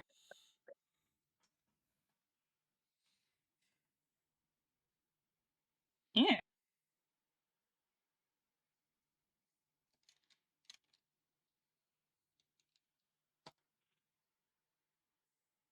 Okay, technically I have my primary melee listed as claws. As a furry shifter, I hate that they called it furry. It's so dumb. I get claws or bite as reasonable. I feel like both are reasonable for a cat. Yes, they are. So would my attack rate? So my attack rating would be the same. Okay. With my teeth. What's your attack rating is what? 19? 17. 17. It's only 17. Okay, well, yeah, you get an edge because there's. Okay, good. That gives me 4 edge, and I could use those 4 edge. Actually, I wait to see what you. I got 4 on 18 dice. I'm rolling like a boss. I got 4. How dare you? Now you still bite, but I want to make this. I want to make a point. All 36 of them, preferably. Aha. So I'm gonna spend all 4 of my edge and reroll for 8 successes. 8 successes. Yeah. Okay, so what is your damage? Base DV is 5. So 5 plus 4, you do 9 dB to begin with. Yeah. And then I soak the damage. Oh, okay. You do. Okay. Yeah, this is why we don't pick up wildcats, Did folks. you just kill a man? It might be friend shaped. Yeah. Okay. You Granted, no one in Seattle's probably ever fucking seen an ocelot. The fly spy was still outside the Taco Temple door, but he had the gain up all the way, and you're hearing Gagging sacks in the distance. you're hearing through it screaming. Okay. And you swear you heard somebody say, "The captain's bleeding buckets."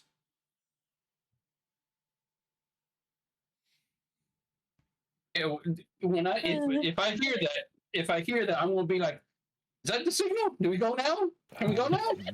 Yeah, I think that's the signal.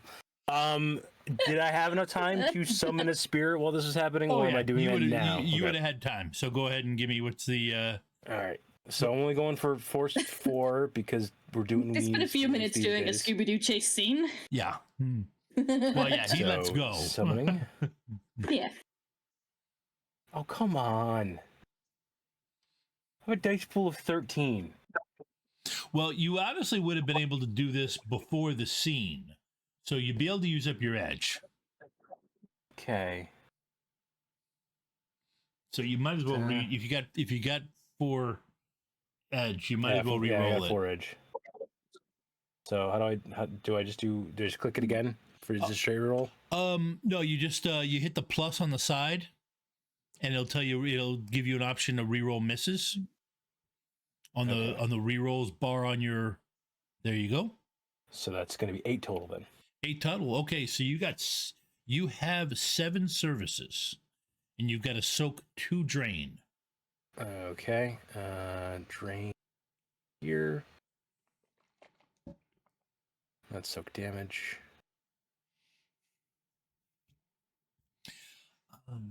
All right. I'm sorry, my brain is not working. Where's the button for the soaking drain? Should be. Was he? The magic tab? No. The magic. Oh, drain. Okay. Yep. It is. Okay, then I'm fine. Okay. Yep, you're fine. So yeah, Wuzzy squats down in the parking lot, goes looking around, grabs like 3 stones, takes the sharp edge of one, does some like abstract lines, and then when he puts down the 3 stones, they make the eyes and the nose of a bear face. Puts a hand on it, mumbles the words, stands back, and from it emerges out the earth spirit. Okay. Alrighty then. Yeah, if we get the signal of, oh, people are in pain now, so let's go. Okay. What are you two doing? Now, actually, in the front there where you are right now, there is the office area, which you could, in theory, enter through. Or you could go through the side of the warehouse building. Side of warehouse building? If the warehouse building's the target anyway, right? It is, but in theory, the other building is like right up against it. So it's up to you how blatant you want to be. If you break through the office doors, they should break easier than leaving a, Wuzzy-sized hole in the side of the warehouse. That's what I was thinking about going through the front door and just knock on the door. The office building then. Okay. Yeah, we'll send the spirit first and just barreling through. Okay. All right. Those are just standard doors. I'm going to hand wave that the spirit. You've got enough services. Spirit accidents the doors, and they break open. Spirit earthquakes the building. No. Yeah, and at this point, it's definitely louder what you're hearing. You're hearing a lot of crashes and other sounds from there. Ava? Yeah. I'm gonna need an actual real defense roll from you, because at a certain point they actually get serious. Yeah, no, that's fair enough. Oh, while Ava's rolling that, I will say my plan is to meet up with Pardalis in the sense of having Cinnamon and or the spirit run into the back of them as they're being focused on the cat. Yep.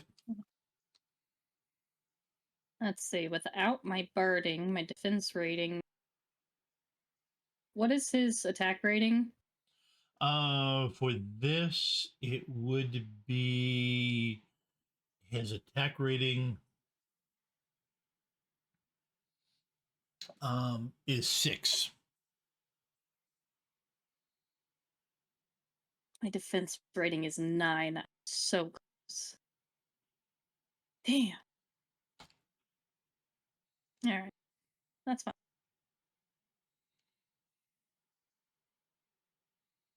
Mm. 7 on my defense. Okay.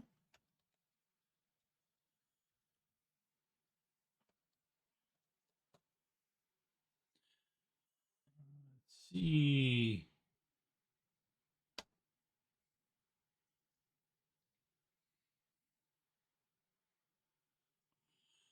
Um, 7? I'm not sure I'm rolling that many dice. Okay. You jump out of the way of this net that is fired at you, and are able to get out from under it.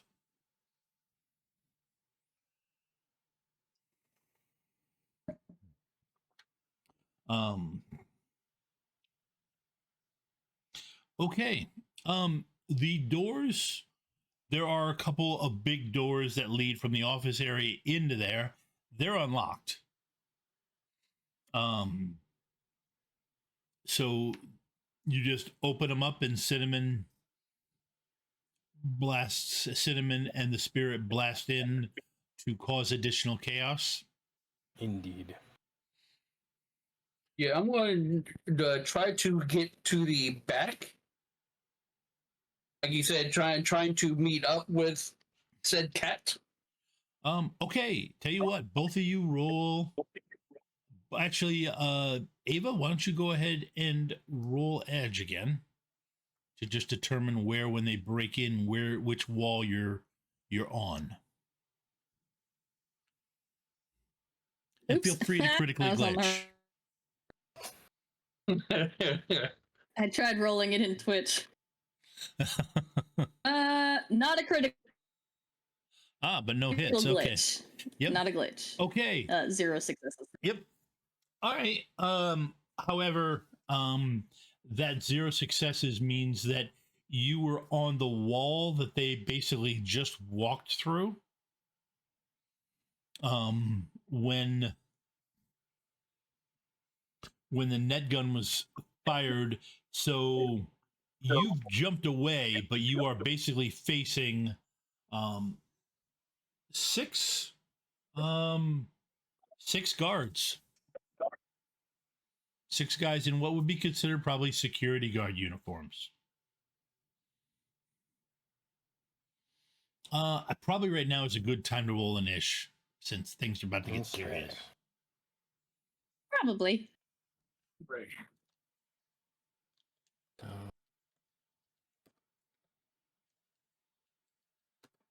Initiative. There. Okay, good. Oh wait. 7 plus No, mine actually. Hold on. What is that using? Okay, was he? And go ahead and roll it for your Oh. spirit, was Yep. he? Doing that right now. Okay. Never mind. I should have gotten edge from that attack. My defense rating is actually 14. I forgot I had it actually automatically calculating, and I forgot to count my body. Oh, okay. Yep. Okay, then yeah. Not that it matters too terribly much, but I am out of edge, so. That's fair. Yeah. Okay, we're rolling initiative. So that is. Let's see. They've all taken hits of jazz by this point because, You like jazz? well, You know, somebody bit something bit off their boss's thumb. Who would do that? Tasty too.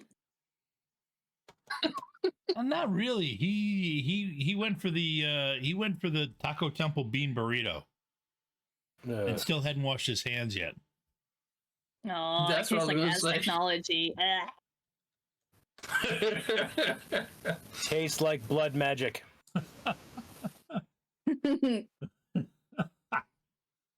It's like blood. I mean, I'm assuming as technology is still doing blood magic in the wings and their big secrets. Why would they stop? Yeah. That's what I'm saying. Okay, I don't know, Tom. You tell me, because sometimes Shadowrun hits me with a, there's no reason for you to be doing this. And you had your own brand of evil and it was working fine. Okay, so Wuzzy's spirit is 14. I'm 13. Yeah, spirit is 14. Pardalis is a 27, and Cinnamon is what is your reaction plus intuition, Cinnamon? Reaction plus intuition. Hold on. Reaction. Because that gets added into your initiative roll. So that'd be 7, so 11 for initiative. Okay. All right. Okay, so Pardalis.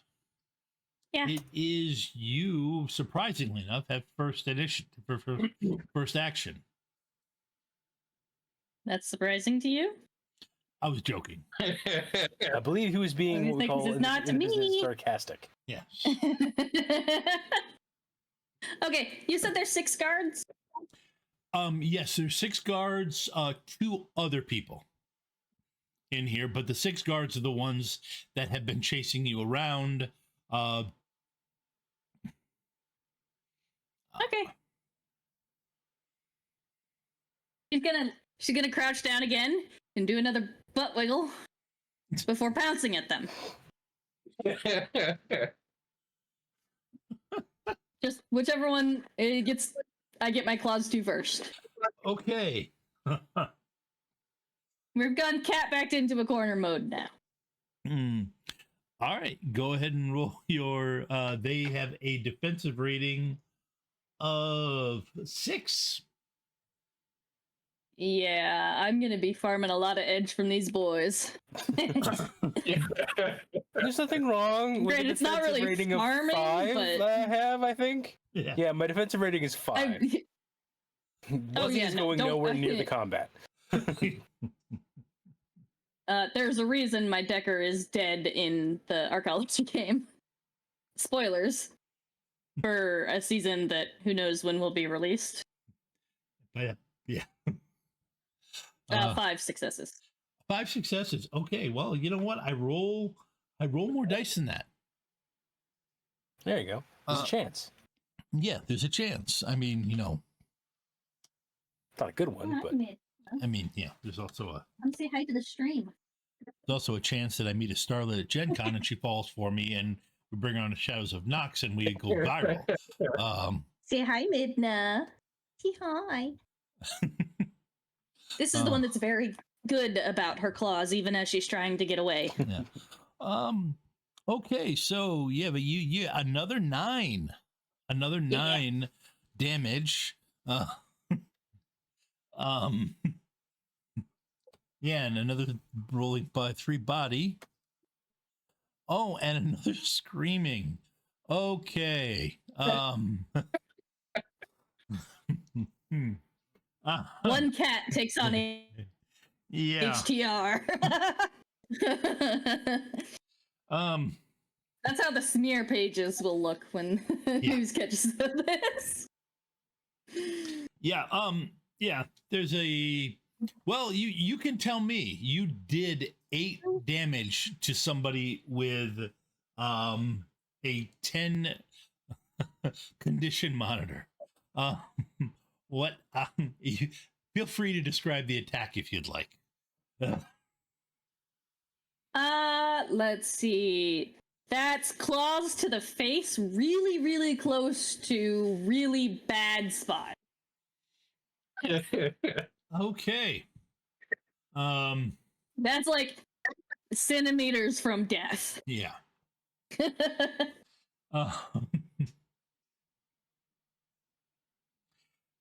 Was he as somebody who's looking back from a past, you didn't know a cat's hands could turn in that direction, or cat's paws could turn that way. Okay, let's see. That's some weird shifter magic going on right there. Let's see. I'm going to, at which point, the guards are going to use grunt. Grunt rules to give them a shot. So yeah, they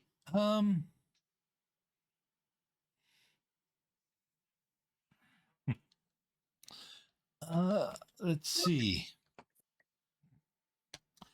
Their attack rating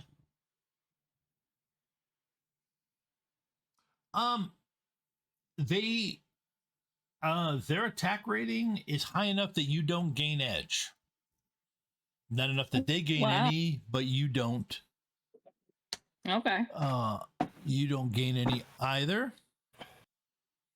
And they appear to be used to working together. Ooh. Go ahead and roll defense. Oh, don't like that. Don't like that at all. Let me see my defense.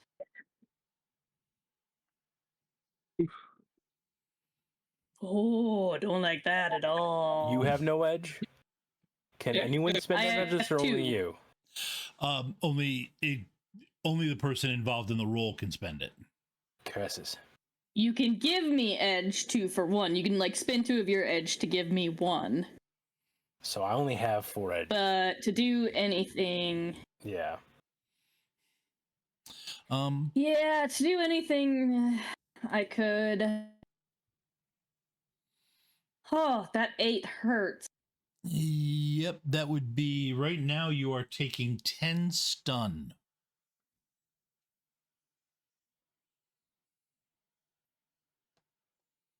Go ahead and roll body to resist it. I'll say this, Ava, I've got 4 edge. If you want to take them, you can. It's going to help. Yeah. If you're offering, I will take them. I'm offering. Because that'll give me 4 edge, and I can re-roll my failures, and that will give me best. Was he as a glorified Pokemon trainer at this point? He is not going to go anywhere near the battle. He summoned shit to go into the battle for him. Especially with Cinnamon chucking fire. I'm going nowhere near actual combat. Okay, so I will re-roll all of my failures.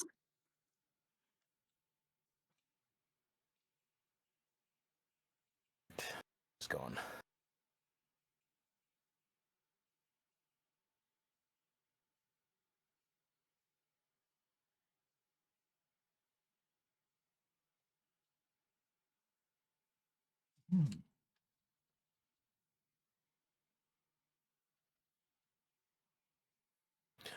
Oh.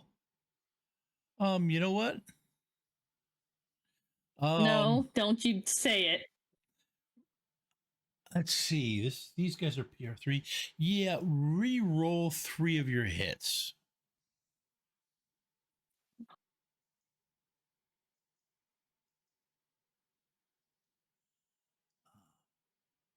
Fuck you. Fuck you. Ouch. By the way, speaking of They being a brought me Pokemon down to trainer, 6 successes. rules on summoning multiple spirits is still you have to bind one before you can summon another. No, you can summon as many spirits as you want. Magic works different. Yes, it does. I'm sorry. I thought I That's okay. said that. It's that is not me complaining to you. Yeah. That is just me getting. I remember back in the day when you had to be in the proper domain to summon a spirit, Yeah. and then you had to leave the domain to summon. Like if you were outside and summoned a city spirit, and then wanted to summon a sky spirit, you technically left the city domain and lost control of your city spirit. Yep. Okay. All right, Tom. How much am I soaking? Shenanigans. So you are soaking. So you took. So you, I got 6 successes. So you're soaking 8, and you have the dazed status. Character Ooh. reduces their initiative All score right, by seven's done. -4, and they cannot gain or spend edge as long as you have this status. Fuck you. Okay, so you said I was soaking 8? Yes. All right, so I just took 7 stun. Okay. Okay. Yeah, it was actually, I mean, from a tactical point of view, it was actually a thing of beauty. And it was still 6 men beating up a cat. I don't know what you think of beauty you're talking about. Okay, that's fair. You're right. It was 6 full-grown, corporate-trained soldiers beating up a cat. That's fair. But they literally all had it. It was like as it was jumping around away from them, literally one of them managed to plow into it with a good solid shot with a stun baton. There's the look they share of, this is the most poetic and beautiful we've ever been in fighting together. We can never tell this story to anyone. Yeah. How long does the status last? Generally, let's see. Statuses in let's see. Travis, some statuses commenced by others. So the status. I think it's usually stated in whatever gives the status. Yeah, the duration is typically described with a spell toxin or other effect that causes the status. Yep. Okay. So that would be electrical stun. Whoa, that was not what I wanted to do. There we go. Hit the wrong button. Oh, so this was like a stun batons I was being smacked with. Yeah, this was okay. This was a stun baton you were whacked with. That makes sense. Stun, let's see. Man, where the heck? It's been a while since It's been a while. Electrical. Let's see. Come on.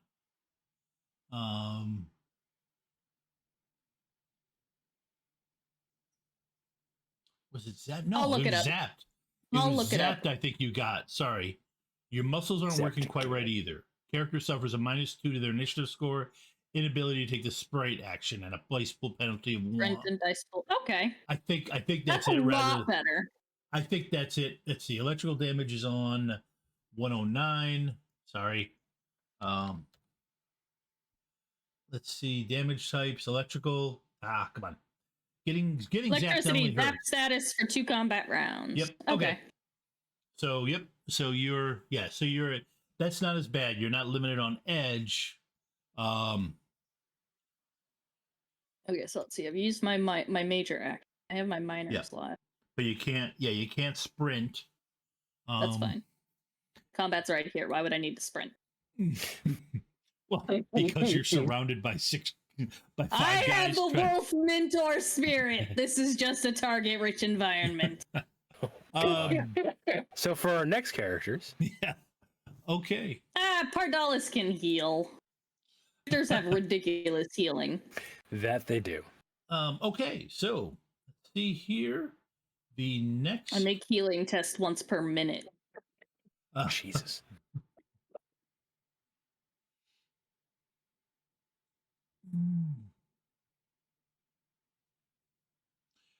Alrighty, let's see. That would be a. Can I Can I use my minor actions to take another swipe at the fucker who just hit me in the head?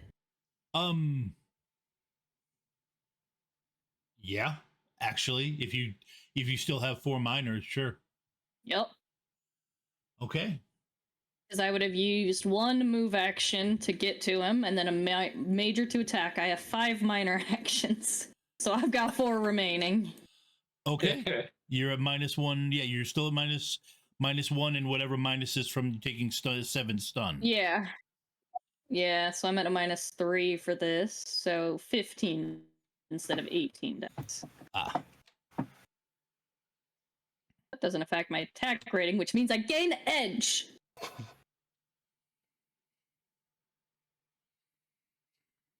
Five. 2. So I get net 3. You have net 3, So that's which 8 net 8. I built her to be good at one thing. Net 7. Taking naps and cleaning herself. Yeah. Okay. Yeah. That I gotta get the blood out of my claws and fur somehow. that rear leg slashes out and hits another one.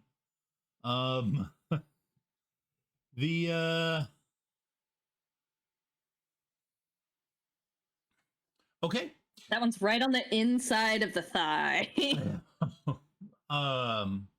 Another really bad spot close to it. Okay. Banishing. Banishing is the flip side of summoning. When you try to eliminate a spirit that is somehow messing with your plans. I'm sorry, get fucked? I believe is the term? Yeah. Attempt to banish a spirit, use a major action to roll conjuring plus magic versus the spirit's force ×2. Net hits reduce the services the spirit has left to fulfill by 1 per net hit. So you can roll your spirit's force by 2, and I can roll the mages.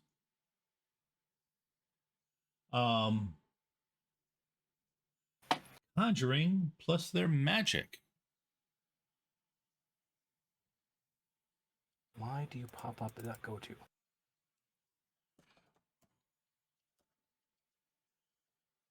Go away, spirit.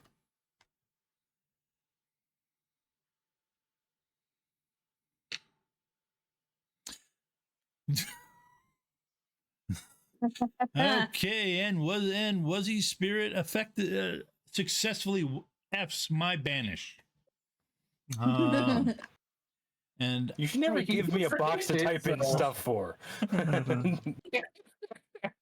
And I have to, and speaking of that, I have to resist that drain. By the way, do we clearly see which one's the mage? Yeah, he's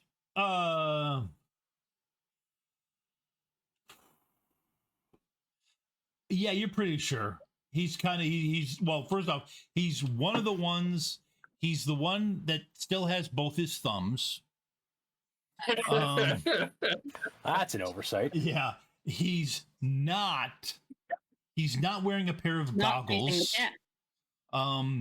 And he does seem to be looking very intently at your spirit.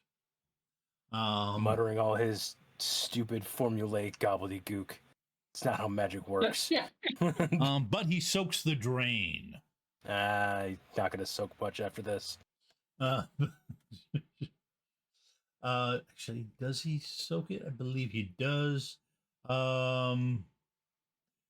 Banishing is equal to twice the number. Oh, banishing or drain is equal to twice the number of hits. So he takes 4. He gets himself a tiny little nosebleed for trying to fuck with my bear. Yes. Yeah. He gets yep, -2 on the stun. Okay. All right, so that is the mage.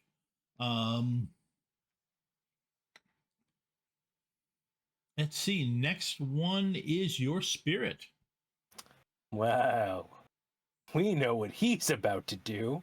Yeah. So yes, he's gonna turn around on the mage and go charging down. How punch? How do? Hold on. Attack rating is 8. Is that what? Okay, so what? Yeah. Where does the dice roll come from? Because I copied everything over. I just don't think I have it written down. Okay. Let's see here. I actually have, believe it or not, I actually have a Force 4 Spirit of Earth stat block. Handy. Which is one of the advantages you get when you join the Catalyst demo team. You get a bestiary that I really need to gain access to the Google Drive. yeah you do. Or you could ask the guy that you spend a couple nights a week with to give you the files you need. Yeah, that's fair. But That's what I do when I need something. I've got the damage value. I've got the attack rating. Is the attack rating? No, yeah, it's Spirit of Earth, so it would be your close combat, which is 4, plus your agility, which is 2, so 6. Okay, so 6 die. Okay. Attack rating determines whether, or wait, do spirits gain edge? Yes. The attack rating is 8. Yep. The mage has he's got a defense rating of 5 because he is wearing some armor. Okay. Oh, come on. Yes. Yep. It's not a glitch, but he doesn't do jack shit. Nope, he does not do anything. I won't bother spending the time. Okay. So then I think it's my turn next. I think I got right after that. Yes, you did. All right. Then the answer to that is going to be running over to the water cooler. You see, put your hand up. You okay? Let's go. Well, no, I was gonna. There's a couple things. Yes, you could just have the Spirit of Earth thump him. The other thing you can do a lot with spirits is engulfing. Sure. How does It would be the same dice pool. So okay. Same effect. It basically the Spirit of Earth, attempted to glob on top of him, and he stepped to the side. Yeah. Okay. So my action is going to be running over to the water cooler, pulling the jug of water out, and as the water runs through, do proper magic and summon up a water spirit, Force 4. Okay. I'm going to give you a free edge. Ooh. Well, yeah, you did you actually provided the water spirit with water. It did not have to summon. It did not have to pull anything else. And wow. Okay. 5 hits. And come on. Wow. I'm going to spend that free edge then to make you re-roll one of your successes. I don't need this thing to be around for a long time. Oh, this is going to suck first drain, though. There you go. Get fucked. 1 success. Yes, it's going to hurt. Yep. All right, so that's a 10 for the drain, right? Yep. Good.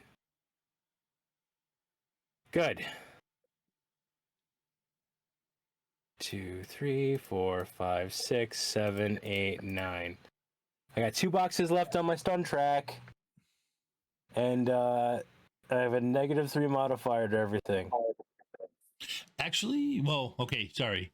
Looking at it, forgot. It's not I rolled double, so you just have to resist number of 5. hits. Okay. 5, so you only took 4. Okay, so 1, 2, 3. Okay. Significantly better on that. I still hurt like a motherfucker, but yep. I got 1 use out of him. And you still have a minor action to give him an order. Yeah, it's going to be to engulf, just basically engulf people until they stop moving, and then mentally signify these are the bad guys. Leave these two alone. Okay. And so initiative, right? Initiative. Water spirit is 10 plus 2d6. So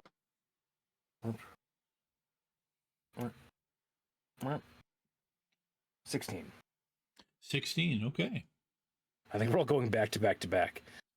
All right. Well, I mean, there's always the chance that these guards, if get lucky and Dallas is left loose, yeah. Yeah, and keep burning down Pardalis's initiative. Cinnamon, what are you trying to burn? So, do I see, or I should say, who do I see? What do I see? Well, you see there are, out of 6 guards, there are 2 of them that are not feeling good. 4 that are still look like they're trying to effectively, beat on Pardalis with stun sticks. And there was a mage that just dodged a glob of dirt that you recognize as Wuzzy's earth spirit. So there is one guy with goggles in the back that hasn't done anything yet. The ones attacking Pardalis, those are the ones that she already attacked, right? She already attacked one of those. She already attacked 2 of them. 2 of them, okay. Out of 6, yes. Okay, then what I'm going to do is I'll just look at one of them, like the one that's cut, and be like, and just kind of say out loud, you know what? That's a nasty cut. Let me cauterize that for you. And I'm going to cast napalm on him.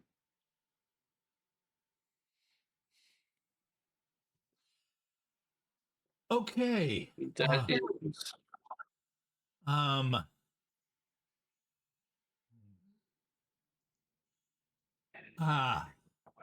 is.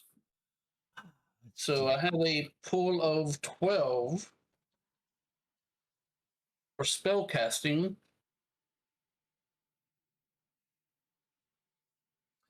Let's see.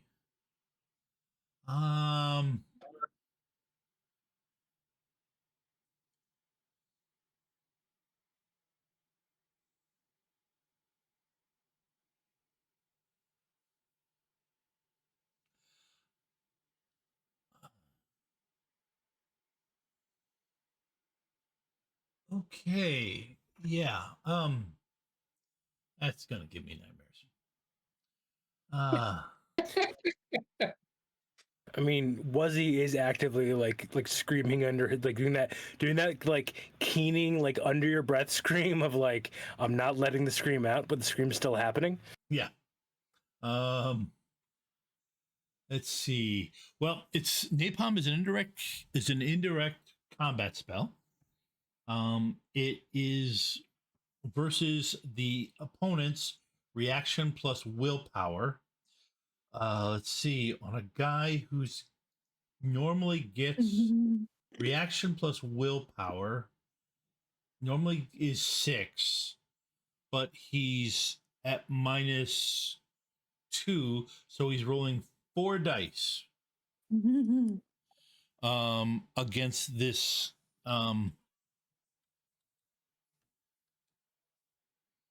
Force of nature. Yeah. Okay. Did you already roll have you rolled your spell?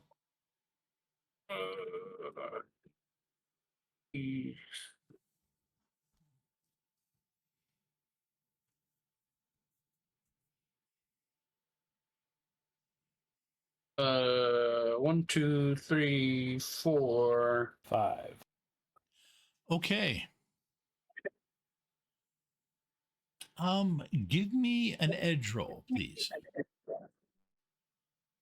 Okay, let me see what I only have 3, so Just roll three dice.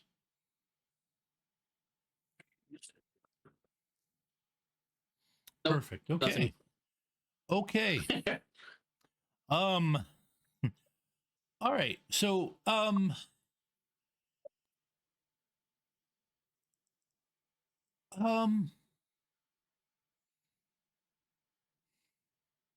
Was he? Mm-hmm. Uh. Give me a perception roll. God. That's a 2. Okay. You the napalm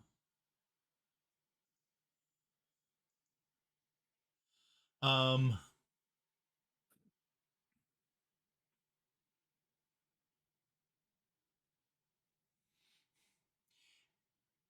effectively you see a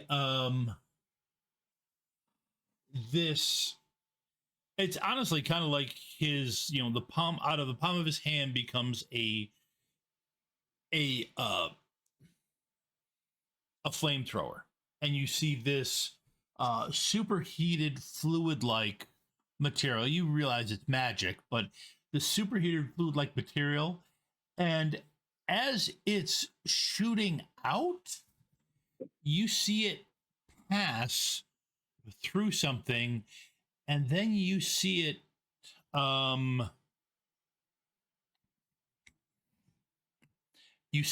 double in size, as if the area it went through just acted like a magnifying glass, No, like that. and it hits this guy, and it just goes all around him. And see, you had, yeah, and he gets for a brief moment, he gets a burning status of 10. Give a man a fire and he's warm for a night. Light a man on fire, he's warm for the rest of his life. Yeah.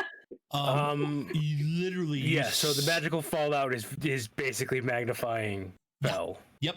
It magnified Okay. this spell, and he literally bursts into flames. Pardalis, give me a luck roll. But I only have 3 heads. It's fine. It's just an edge roll. It's just a straight edge roll. Fuck you, Tom.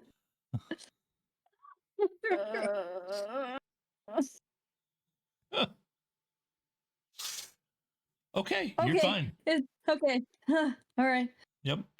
My brain was like taunting me with, do you know how easy it is to critical glitch on 3 dice? Yeah. Yep. It's the easiest dice pool to critically glitch on. Yeah. Yep. You do feel the heat though.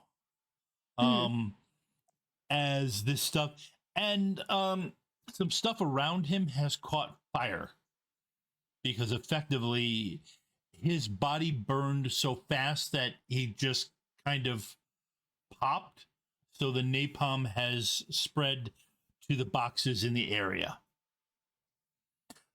That was the most effective napalm you've ever used, Cinnamon. That thing went perfect. Oh no. Not the pyromaniac. That was beautiful. Okay. And we are back at the top of the round. Pardalis, what are you doing?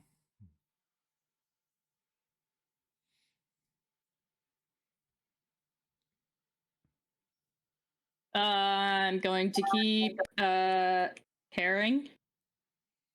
Okay. Go ahead and give me a roll.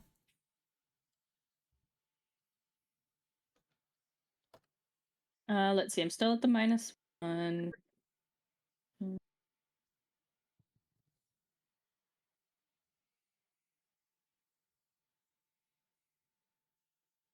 remember, I get edge from these. I am that good. 3 net hits.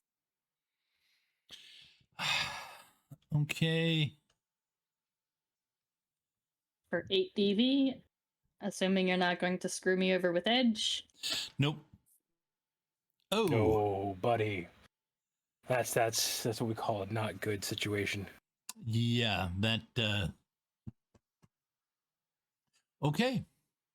And I'm gonna immediately follow that up with another one. Okay. I'm gonna use 4 of my minors to turn into another major. As is your right. As is your ability. And this is the death of my security guards.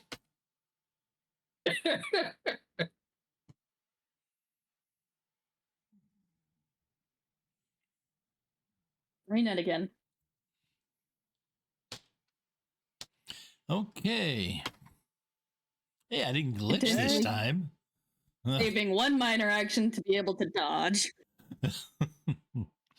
Okay. Right, I gain another edge. Second. Let's see. They don't have as many people, so they don't roll as many dice, but who knows? I might get a bunch of hits, and I did not. You got to roll defense now, and I. Yeah, hold on. I need to check my defense actions again.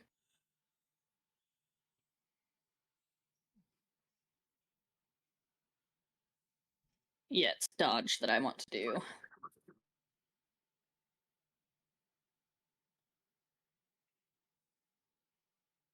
Oh.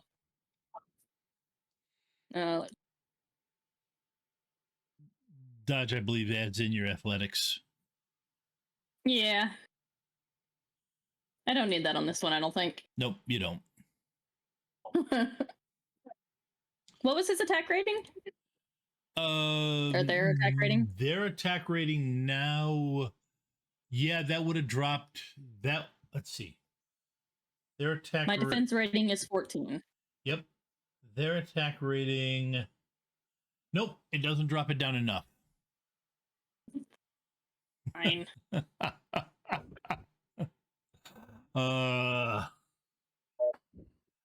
Okay. The let's see. The next action is the mage who just watched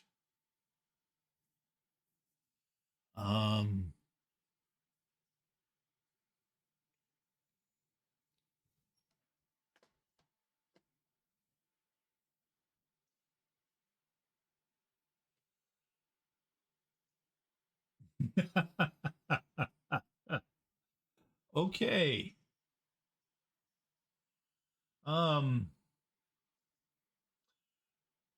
Well, congratulations. You have made him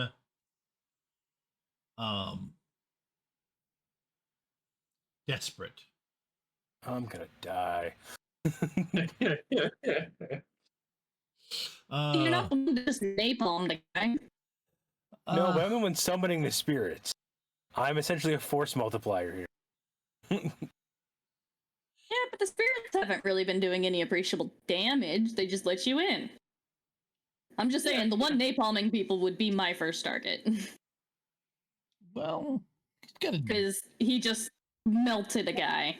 True. Well, I will say there's even if logically that's not the smart play. Emotionally, in the moment, yeah, I could. my buddy just got literally melted. I could see the fact that the Earth Spirit is the one directly attacking it. Of him being like, "Hey, let's take care of you." Maybe, yeah. Yeah, we don't know. At least it's the spirit, and not you.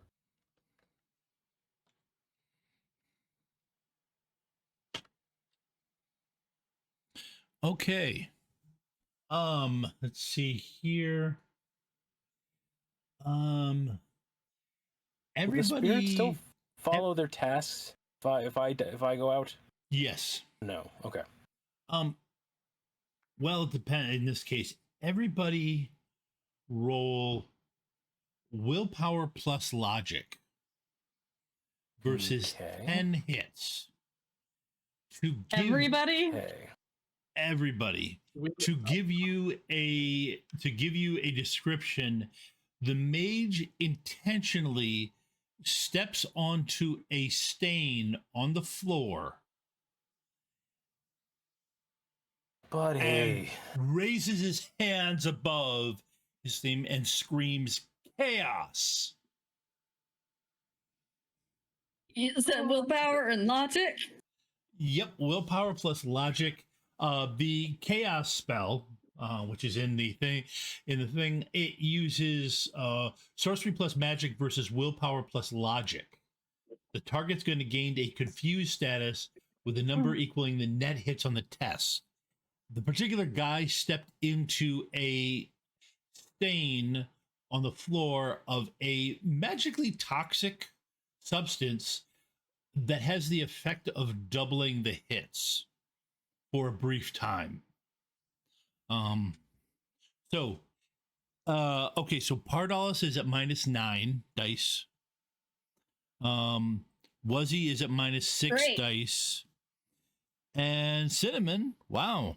That was actually pretty.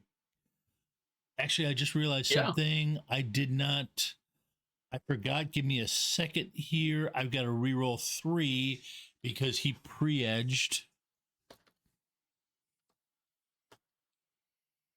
Of course he did. He only got one. So okay. So instead of 10, it's 12. So Pardalis is at -11 dice. Was he -5? No, -6.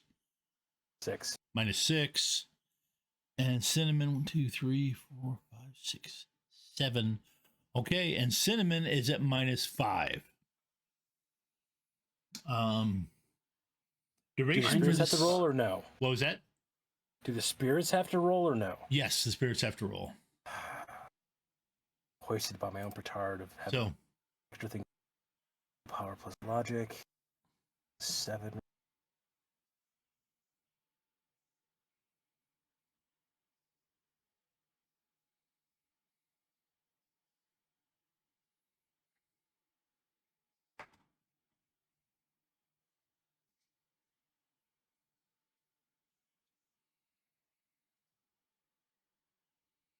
yeah, so basically it takes away the spirit's actions. Let's see. He has to roll normal drain though versus. Yeah, okay. He's okay. Yeah, him screaming chaos. You can visibly see him start the skin around him start you can visibly see him start to wither. Good. All right. That's his action. So the water spirit, the fire spirit, they both lose their action. Earth spirit. I'm not Earth summoning spirit. a fire spirit. That's a fair I know point. you want me to. I'm not doing it. Yep. An earth spirit, a water spirit, both lose their action. Wuzzy, what are you doing? And I'm at -5 on this. No, you're Or at a -6. Son of a bitch. Plus any wound modifiers. Yeah, but I don't think Wuzzy's taking damage yet. It's only in, no, I got stunned. It's in the Oh, yeah, that's right. It's when you get to the last row, or as long as you're in the row, you get. No, we get to the last part of it. So it's Okay, so then I'm at -1, so I'm at -7 on this die. Yep. Yeah, every 3. Oh. I don't even have Right. a gun. I can't even punch the dude. Wait, what is my agility? Yeah, my agility. I will not punch the child. Yeah, I guess we're casting blast at him. Okay. It is my only freaking combat spell.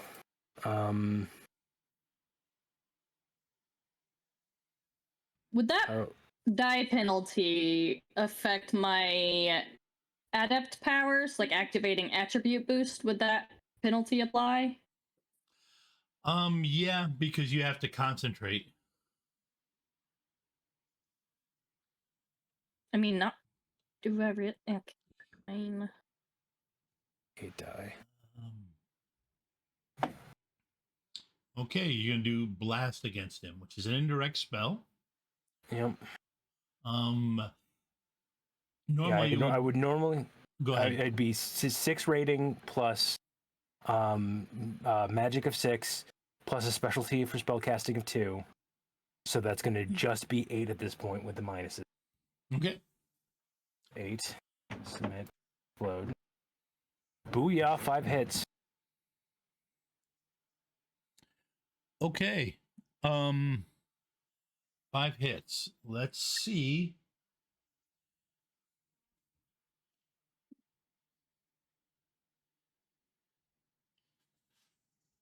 I roll more dice than that. There you go. Oh. Screw you. And I have no wait, hold on. Hold on. I have magic AR 11. What's your magical defense? My magical defense. Or your actual defense, I think, because I'm going against. Yeah, no, you're right. You do get an edge. 11 then just gets you reroll an one of edge. your successes. Reroll one of your successes. Dang it.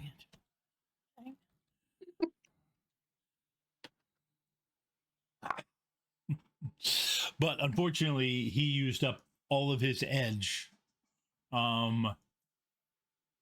pre-edging the last round. Pre-edging his So at least attack. I still got 1 success. I'm not sure what a 1 success blast even does, but Does your magic rating divided by 2 plus your net successes? so magic rating divided by 2 plus next, so it's going to be 4 physical or 4 stun. Yep. Not sure what the answer is. Yep. The problem is, in this case, is you cast it on the spot that amplifies magic. Oh, good. So yeah,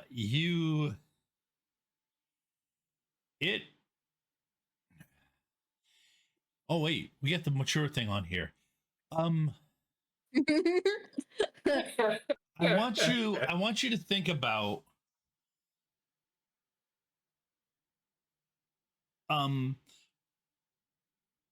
a sausage, but the sausage casing has a lot of space in it.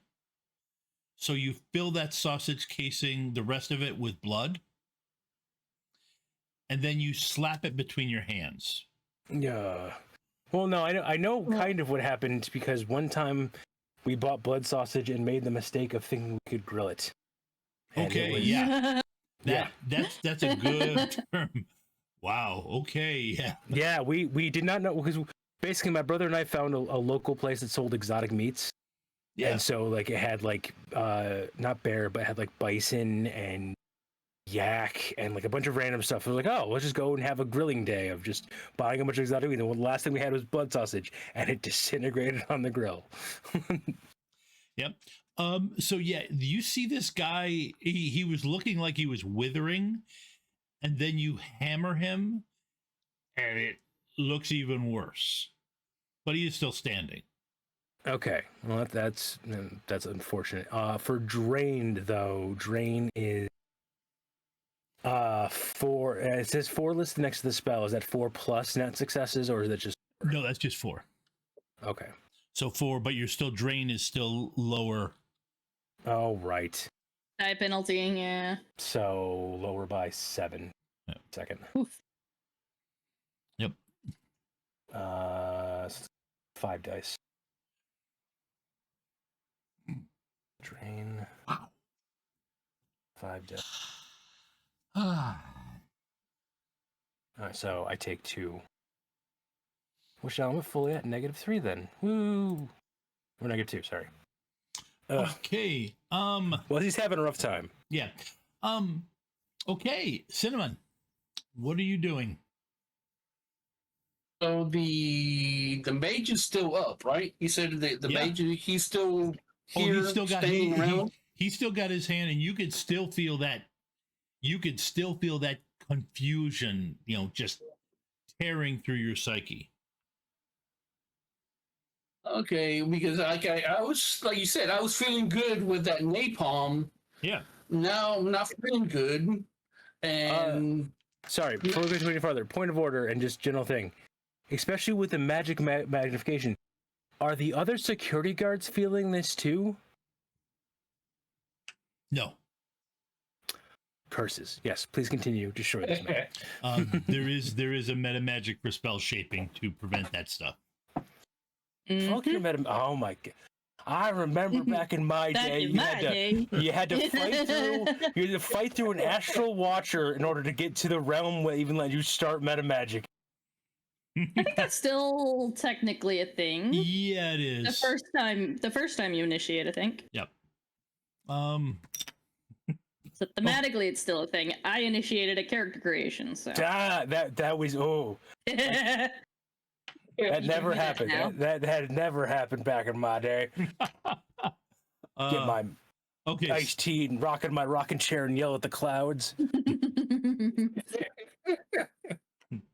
Okay. So I can still see the mage, right? The mage is still around. He's still got his arms up.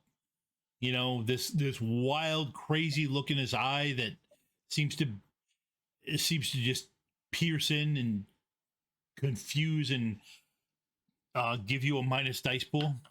Give you a minus to your dice pool. What are you doing? Okay.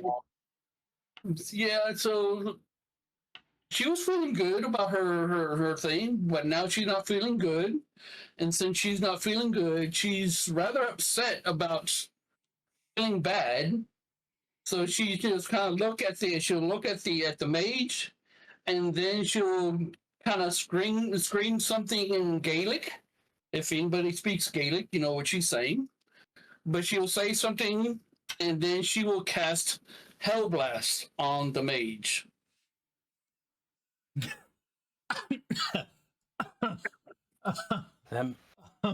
Mage, you were sitting in the wrong spot with the pyromaniac in the Okay. For those Hellblast, return. This is the write-up for it. Returning from the depths of the vault, we prevent Hellblast. With bluish hues and reeking of sulfur, this wicked manifestation of hell on earth will induce fear into your enemies, assuming they survive. That's yeah.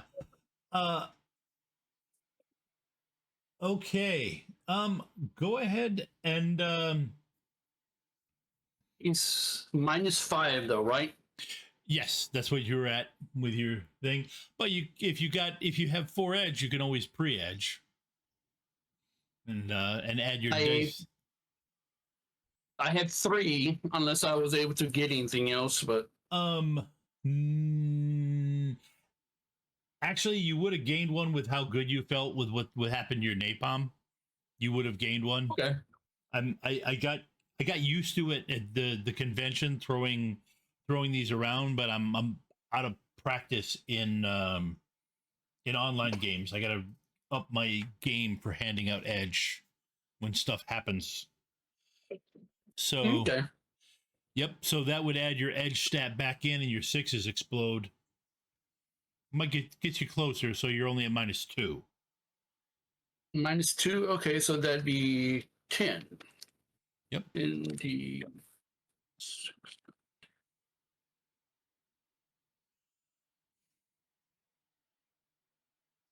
oof. Oh, well, your 6s explode, so you can roll it again.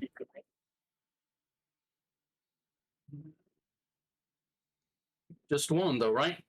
Yep, just one. No, okay. Well, you got one hit. Yeah. Okay.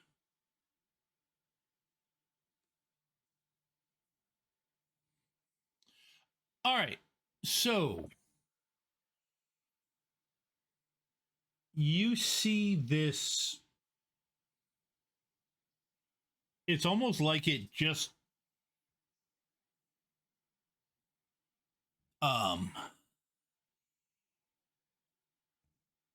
he has this ball of bluish hues and reeks of sulfur in his hand, flame that he throws at it, and it grows. It passes through one of the multipliers, and you see it double up, and then it hits the mage, and it doubles up again. And at that point, the mage just he just does an impersonation of the blood sausage on the grill. And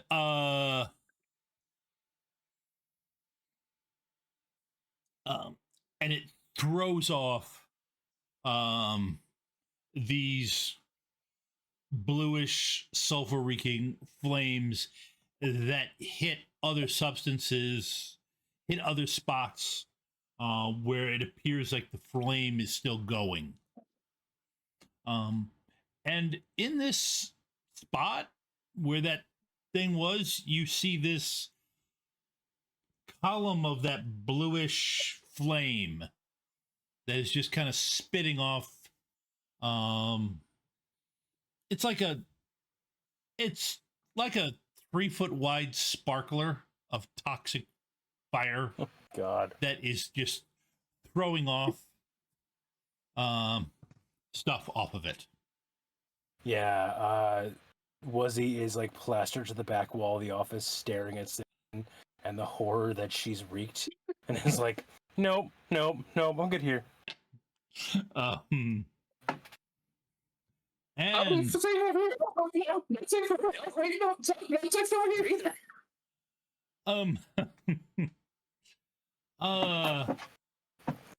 okay, now let's see. Let's do a morale roll. That's probably for the best.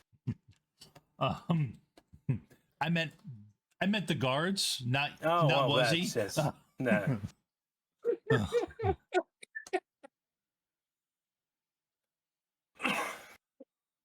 Yeah.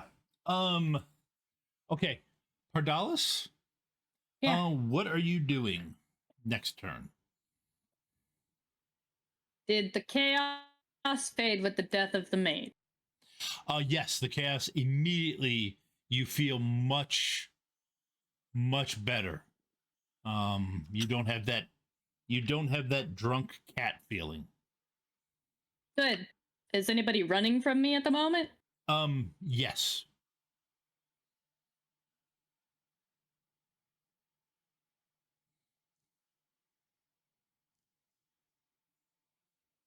Is anybody not running from me at the moment? The dead one that's on the floor. That doesn't count. No, do you actually hear a garage door opening up?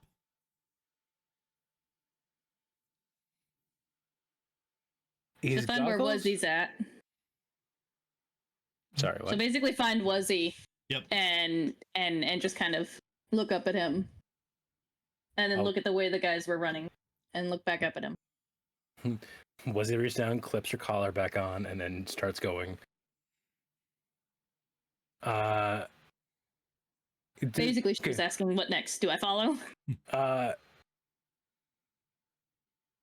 we don't need to kill them all. We just need to destroy this place, so more chaos. I have something to ask. Did the one with goggles run too, or is he like in hot sim somewhere else and is going to come back to one of the worst days of his life? He actually, yes, he ran. Okay. Yeah, he was working on. He was in hot sim, and when he got the message, he popped back in time to see the column of fire that was Steve. Yes, the column of fire that was his buddy Steve, who still owed him 100 new yen. Get it from Steve's husband. Yeah, it's not going to work out for you. Yeah. All right. And he was the one that ran in the direction of the vans at the end of last round. So yeah. It's 11 o'clock. Let's see how generous the GM is going to be. I think the water spirit is probably fucking off at this point. Like, yeah, there's no longer a fight here. I'm done. But I still have like 5 tasks left on the earth spirit. Yep. So Start knocking out load-bearing columns. you'll basically just the door that's opening, stop it, and then start taking out like load-bearing columns of the building.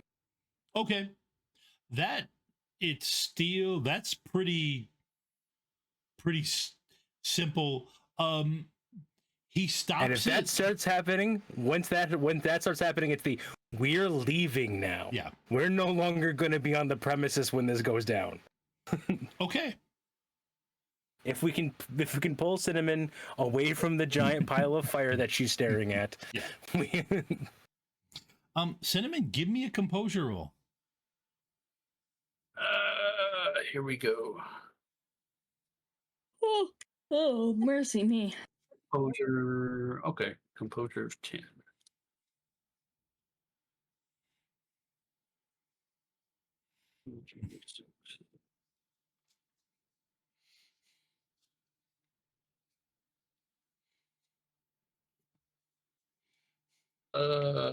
Three successes. Okay. By pull Cinnamon away, do you mean you actively like grab them and yank them away, or? Yes, because a load-bearing building is coming down. So Okay. Headbutt her back to herd her to the door. Okay. Yeah. That's what I'm doing. Yep. You guys are able to do that. I'm a herd cat now. Yeah. Yeah. Yep. You get to see. You now see a cat herding humans. Or a cat herding meta-humans. But yes, as soon as we get into the truck, I tell Catch to trash the area. Any camera, anything that saw us even coming close to this. Yep. Yeah. No problem. Listen. That one that was throwing the toxic fire around. He doesn't know my name, right? She no, she doesn't know anybody's. She's based in Seattle. A lot of people know her name, but okay, good. Nope. Let's just keep it that way, okay? Yep. Yeah. Everything. You know what? Heck with it. I'm just nuking their host. Do it. And then yeah, we'll basically we'll sit there in the Mammoth parking lot until the building comes down. Yes. Take one still picture on a comlink, and then send all that to Toil. And then as we drive away, Wuzzy's gonna very calmly sit down in the back of the truck and then freak the fuck out quietly to himself. Okay. Yep. Trying to get the blood out of my fur. Yep. All your comlinks chim with the arrival of money. The info that you were able to get from the various bit that was worth another 500. Okay. So you earned 4,500. I will figure out your karma with this. I got to figure out. I just looked on to. Oh, the host of gifts of explosions that keep on happening. Yep. That showed up. I apologize, Cinnamon. I forgot. The Cinnamon is a woman. It is probably one of my weaknesses as a GM. It takes me a little bit to get that locked into my head. But question, Tom. Yes. Because I'm looking at my next things for Pardalis, how do you rule piercings or tattoos on shifters? Do they work? I know that was I think that also got home ruled a lot in 5th edition because it wasn't precisely clear. Yeah. Anything that reduces my essence screws me over. Basically gets rid of. Actually, it wouldn't screw over Pardalis nearly as much as it would other ships, but it would screw my healing factor. That's the important part. Oh, right, and it drops my magic to 0, I think. Yeah. Yeah, no, that would screw me over. Yeah, but I think piercings. I think as long as my personal feeling is as long as they are not, as long as they're on parts that don't that can reasonably shift to accommodate it, like ears and stuff like that.